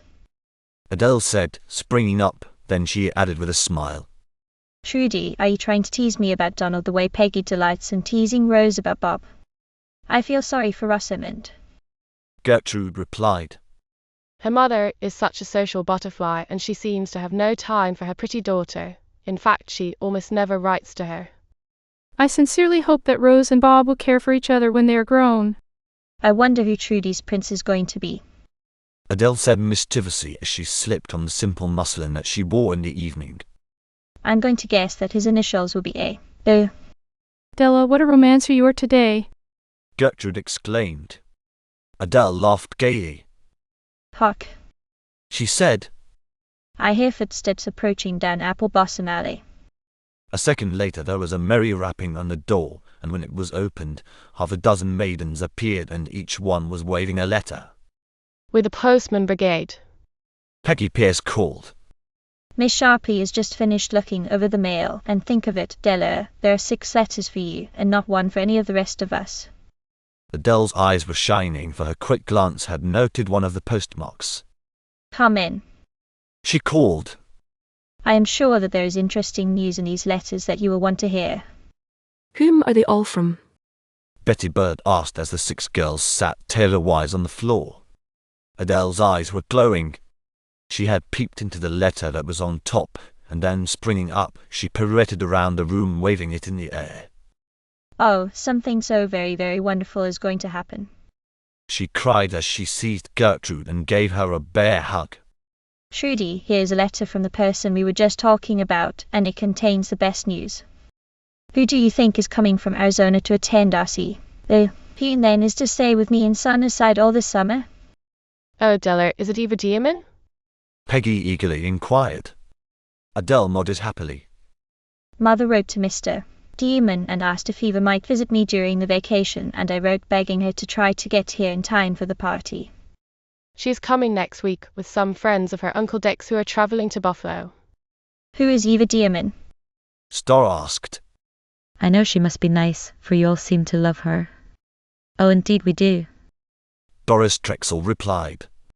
She is a dear, beautiful, unselfish, sunshiny girl.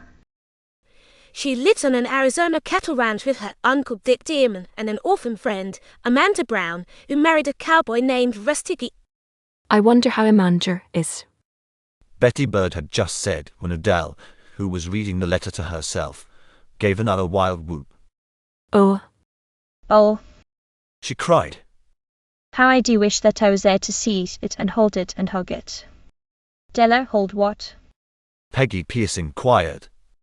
You're so provokingly mysterious. Girls. Adele said, the most beautiful something has happened. Amanda Brown has a baby. A darling little brown-eyed daughter, and Eva writes that poor Mandy, who so yearned for own folks 2 years ago, now has a heart brimming over with joy.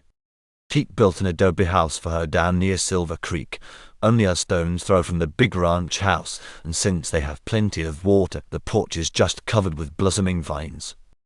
Oh, how I would love to see that happy little mother sitting there crooning to her baby and watching for her cowboy husband as he rides home in the evening. Girls, Rosamond exclaimed joyfully. This summer when we are all at home, let's each make something for Mandy's baby. Now, Della, whom is your next letter from? Adele glanced over the other letters that the postman brigade had brought to her. Then she gaily announced. Here's one from Donald Burney telling me that he will be glad to come to our party. 2 of the others are from Daddy and Mummy with just love and home news in them. Oh ho. Here is one from Jack. It's such an unusual thing for my devoted brother to write me a letter all by himself that I am inclined to believe that something interesting must have happened. Perhaps he has passed his college preparatory exams, but that would be almost too much to expect from my indolent brother. Adele, it isn't a bit nice of you to talk that way about Jack. Doris Drexel protested. It doesn't matter, of course, as far as we Sunnyside girls are concerned, since we grew up with him, but Star and Carol and the others who don't know him might think that you meant it. Adele laughingly hugged the girl next to her, and then turning to Star she exclaimed. Yonder on my dresser is Jack's photograph, and if you care to glance in that direction, you will behold a youth both handsome and indolent, who, nevertheless, is the nicest brother in all the world. There, Doris, is that better? Not much. The other laughingly replied. But since Jack is coming to the party, Carol and Star will soon learn for themselves just how nice he is. Now do read his letter to us. Adele, who had glanced ahead, exclaimed gleefully, just as I thought. Jack did have something very unusual to write about, or he would merely have added a postscript to Mummy's letter. It concerns every one of us, so hearken and you shall hear. Do you sis and all? A most remarkable thing has happened. I haven't been real sure whether I am afoot or horseback since I heard about it. Mother and Dad both say we can go, and the we means all the girls in the Sunnyside Club and all the jolly pirates. Now, if you're properly curious, I'll tell you where we are going. Uncle Jack and Aunt Dailies are sailing for Europe this week, and they have loaned us that wonderful island of theirs in the St. Lawrence River for the summer. We will have a great old camping party all through the month of August, that is, if you can find some older person to stay in the cabin with you girls. See you soon, and then you'll hear all about it. Your buddy. Oh, Deller, what fun that will be. Doris Drexel exclaimed. I simply adore camping. The other girls were equally overjoyed at the prospect, but Don was calling them to various tasks, and so they had to leave the choosing of a chaperone until another day. Chapter 27. Old friends arrive. I've thought of the best person in all the world to have for chaperone for our camping party, if she will accept. Adele exclaimed the next day as she skipped into the recreation hall where the girls were assembled, a shower having kept them indoors. Who is it? Carol asked. It is Madge Peterson, a lovely young lady in Dorchester whom we once met at Little Bear Lake. Adele replied. Oh, how I do hope that Miss Peterson will go with us. Betty Bird exclaimed. I heard Uncle George tell Mother once that Madge is his ideal of a gentlewoman. Adele was chuckling at some pleasant memory. What is it, Della? Rose asked. Tell us so that we may all laugh. Why, I was just thinking that Everett Peterson ought to be appointed sailor-in-chief. The very first time that I ever saw him, he had just tipped over in a sailboat on Little Bear Lake, and he came up looking like a drowned white rat. Suppose we invite Miss Peterson and her brother to our party. Doris suggested. And then we can tell her all about our summer plans and ask her to accompany us. This was done, and 2 days later came the answer. They're coming. Adele happily shouted as she skipped out to the tennis court waving a letter. Miss Peterson and Everett will arrive on the same train with Eva. So many pleasant things are happening, I can hardly keep my mind on my lessons. And those dreadful exams are to begin tomorrow. Rose moaned. During the week of examinations, the girls tried to forget the party and all the joyful things that were about to happen. Luckily, they had studied faithfully each day in the year, and so the testing time was successfully passed, and at last there dawned the wonderful day on which their 3 dear friends were to arrive. Arthur Ellsworth, who had met the Petersons in Dorchester, was to take Everett home with him, while Madge and Eva were to remain overnight at the school. At last dawned the wonderful day when the girls had nothing to do but prepare for the closing exercises party. Gertrude, Adele, and Betty were a committee of 3 to go in the bus to the early morning train and meet their guests, Eva Dearman, Madge Peterson, and her brother Everett. The day seemed to know that it was to be one of joyous festivities. Never had there been a bluer sky. The summer house was covered with pink cluster roses, the garden was fragrant with bloom, and birds everywhere sang their most jubilant songs. In the distance, white sails gleamed on the shining waters of the lake. The local train, which was usually an hour late between Buffalo and Linden, puffed noisily into the station, seemingly proud of the astonishing fact that it was on time to the minute, and when it stopped, the 3 girls gave a glad cry and leaped upon Eva Dearman, somewhat rumpling her tailored appearance, but little did the girl from the desert care. She was so glad to be with her beloved Adele once more. Madge Peterson was greeted with equal warmth, though with more dignity, and Everett smilingly waited his turn, cap in hand. How our sailor boy has grown, Adele exclaimed as they started toward the bus. I do believe that he is taller now than Jack, and last year my brother was quite boastful of the fact that he was an inch nearer the sky than any of his comrades. Weeds grow rapidly. Everett told her as he assisted the girls into the bus and then leaped up as it started, riding for a moment on the steps. Yonder looks like a nice place to sail. He exclaimed. I'm just wild to go somewhere this summer and sail from sunup until dark. Oh, Everett, I'll be a good fairy and grant you a wish. Adele cried happily. I have a wonderful plan to unfold. Then, as they were slowly climbing the hill, Della told about her uncle's island on the St. Lawrence and ended by saying that the girls all wanted Madge Peterson to go with them and be their lady of the cabin. What bully fun that will be. Everett declared when Madge had smilingly told them that she would think it over. Adele, I invite you to go sailing with me the very first morning after our arrival. The lad added mischievously. You want to give me an early ducking, I see. That maiden replied. Here we are. Gertrude said as the bus arrived at the school and a flock of laughing girls trooped down the broad front steps to greet the newcomers.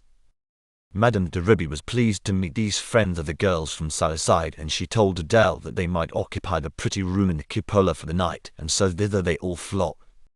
When satchels, hats, and cloaks had been deposited therein, and Madge had paused a moment at the high window to admire the beautiful view, Adele and the other girls led their guests out into the garden, and their joyous morning was passed gathering flowers and greenery, which later they put into bowls and vases to be placed in every nook and corner.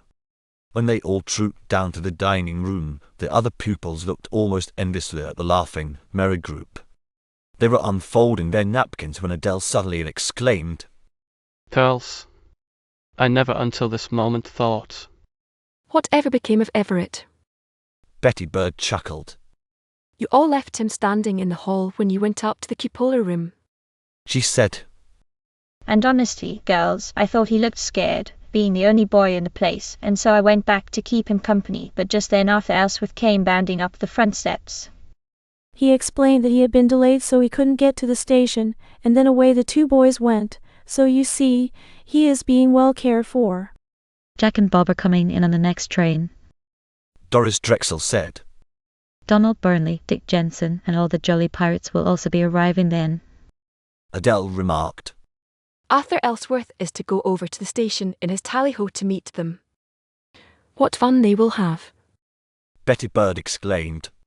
Blowing horns, like as not, all along the way. They couldn't have more fun than we're having. Adele said when, dinner over, they were again in Apple Blossom Alley planning to just rest during the afternoon. Chapter 28. The Closing Party. At 7 o'clock that evening, Apple Blossom Alley was the scene of much merriment, for the dwellers therein, dressed in their prettiest with flushed cheeks and eyes glowing like stars, darted from one room to another. Oh, Rosie, come here a moment. Adele called when that maiden appeared in the open door to announce that she was dressed and ready. Rosamond accepted the invitation, and Adele looked her over with a critical though admiring expression. There's just one more touch needed. This lovely pink rose ought to be caught among your locks. Look, girls, she added, turning to the others as she held a perfect flower among the short golden curls. Isn't it just adorable there? it is indeed. Came a merry and appreciative chorus. Rose was the most beautiful of the girls, but there was not a jealous heart among them. I'm sorry for Bubble Boy. Peggy pierced teased as she spread her pretty ruffled blue skirt and perched on the arm of Carol's chair. If he isn't in love now, he will be before midnight. But Rose refused to be teased, and then there was a commotion out in the corridor. Oh, isn't she dazzling? Betty Bird cried. Hoo-hoo. The others called gaily, and Star was laughingly led into their midst. She had on a dress of soft creamy material through which ran a silvery thread, and under the lights it glittered prettily, but it was the circlet about her dark hair that had attracted the girls, for poised in front was a silver star. It was Geraldine's present to her new cousin. Oh! Adele exclaimed admiringly as she stood off and gazed at this girl whom she had come to love so dearly. You fairly scintillate. I wish your prairie brothers might see you now. Star laughed. My doggy would never know me, I am sure of that. She replied. Just think, this is the very first party that I have ever attended. Madge Peterson, sitting quietly on the window seat, looked at one and another of the flushed faces as she thought that never before had she seen so many lovely and lovable girls. Just then Marie, the maid, appeared in the doorway and announced, The young gentlemen have arrived and are waiting in the library. An hour later, the long recreation hall in Linden Seminary was the scene of a most festive occasion. All that morning the girls had been in the meadows and little wood gathering daisies, buttercups and ferns, and these seemed to be blossoming everywhere. In a palm-sheltered nook at one end of the hall, a group of Hawaiian musicians played waltzes and one-step that was sometimes dreamy and sometimes merry, for these dances were all that were permitted, and the happy lads and lasses collided about, smiling brightly when they passed the end of the hall farthest from the musicians, for there sat Madame de Ribby looking wonderfully lovely in a silvery grey silk. At her side was Madge Peterson. These are all charming girls, Madame de Ribby. Madge said. I have been watching them for some time, and not one have I seen whose manner toward her partner is other than frank friendliness. I am glad. The pleased matron replied. I have always tried to teach these dear peoples of mine that lads never really admire a girl who is simpering and sentimental. At first I feared that Gladys Merle Jones might be that type, but Adele Doring and her friends have done much to make Gladys like themselves. At 9 o'clock Adele, who was at that time dancing with her brother Jack, paused and said softly, Madame de Ribby, is it time for the surprise? Yes, dear. The matron replied. Suppose you tell Arthur Ellsworth the part that he is to take, and bid the musicians play very softly. When the first strains of the next dance were heard, Arthur went at once and bowed before Gertrude, and together they sauntered out on the floor. Trudy wondered why they seemed to be the only couple dancing, and she was still more puzzled when Arthur walked to the middle of the room and then paused. Before she had time to question this strange procedure, from every part of the room came laughing girls. Running toward her and catching hold of hands, they formed a circle about her as gaily they sang. Happy birthday to our Gertrude, may many others dawn as bright, and may you ever be as joyous, dear friend, as you are tonight. Then little Betty stepped forward holding a long velvet box, and curtsying to the surprised maiden she recited. We all of us love you, Gertrude, sweetest and dearest of girls, and that you may never forget us, except the string of friendship pearls.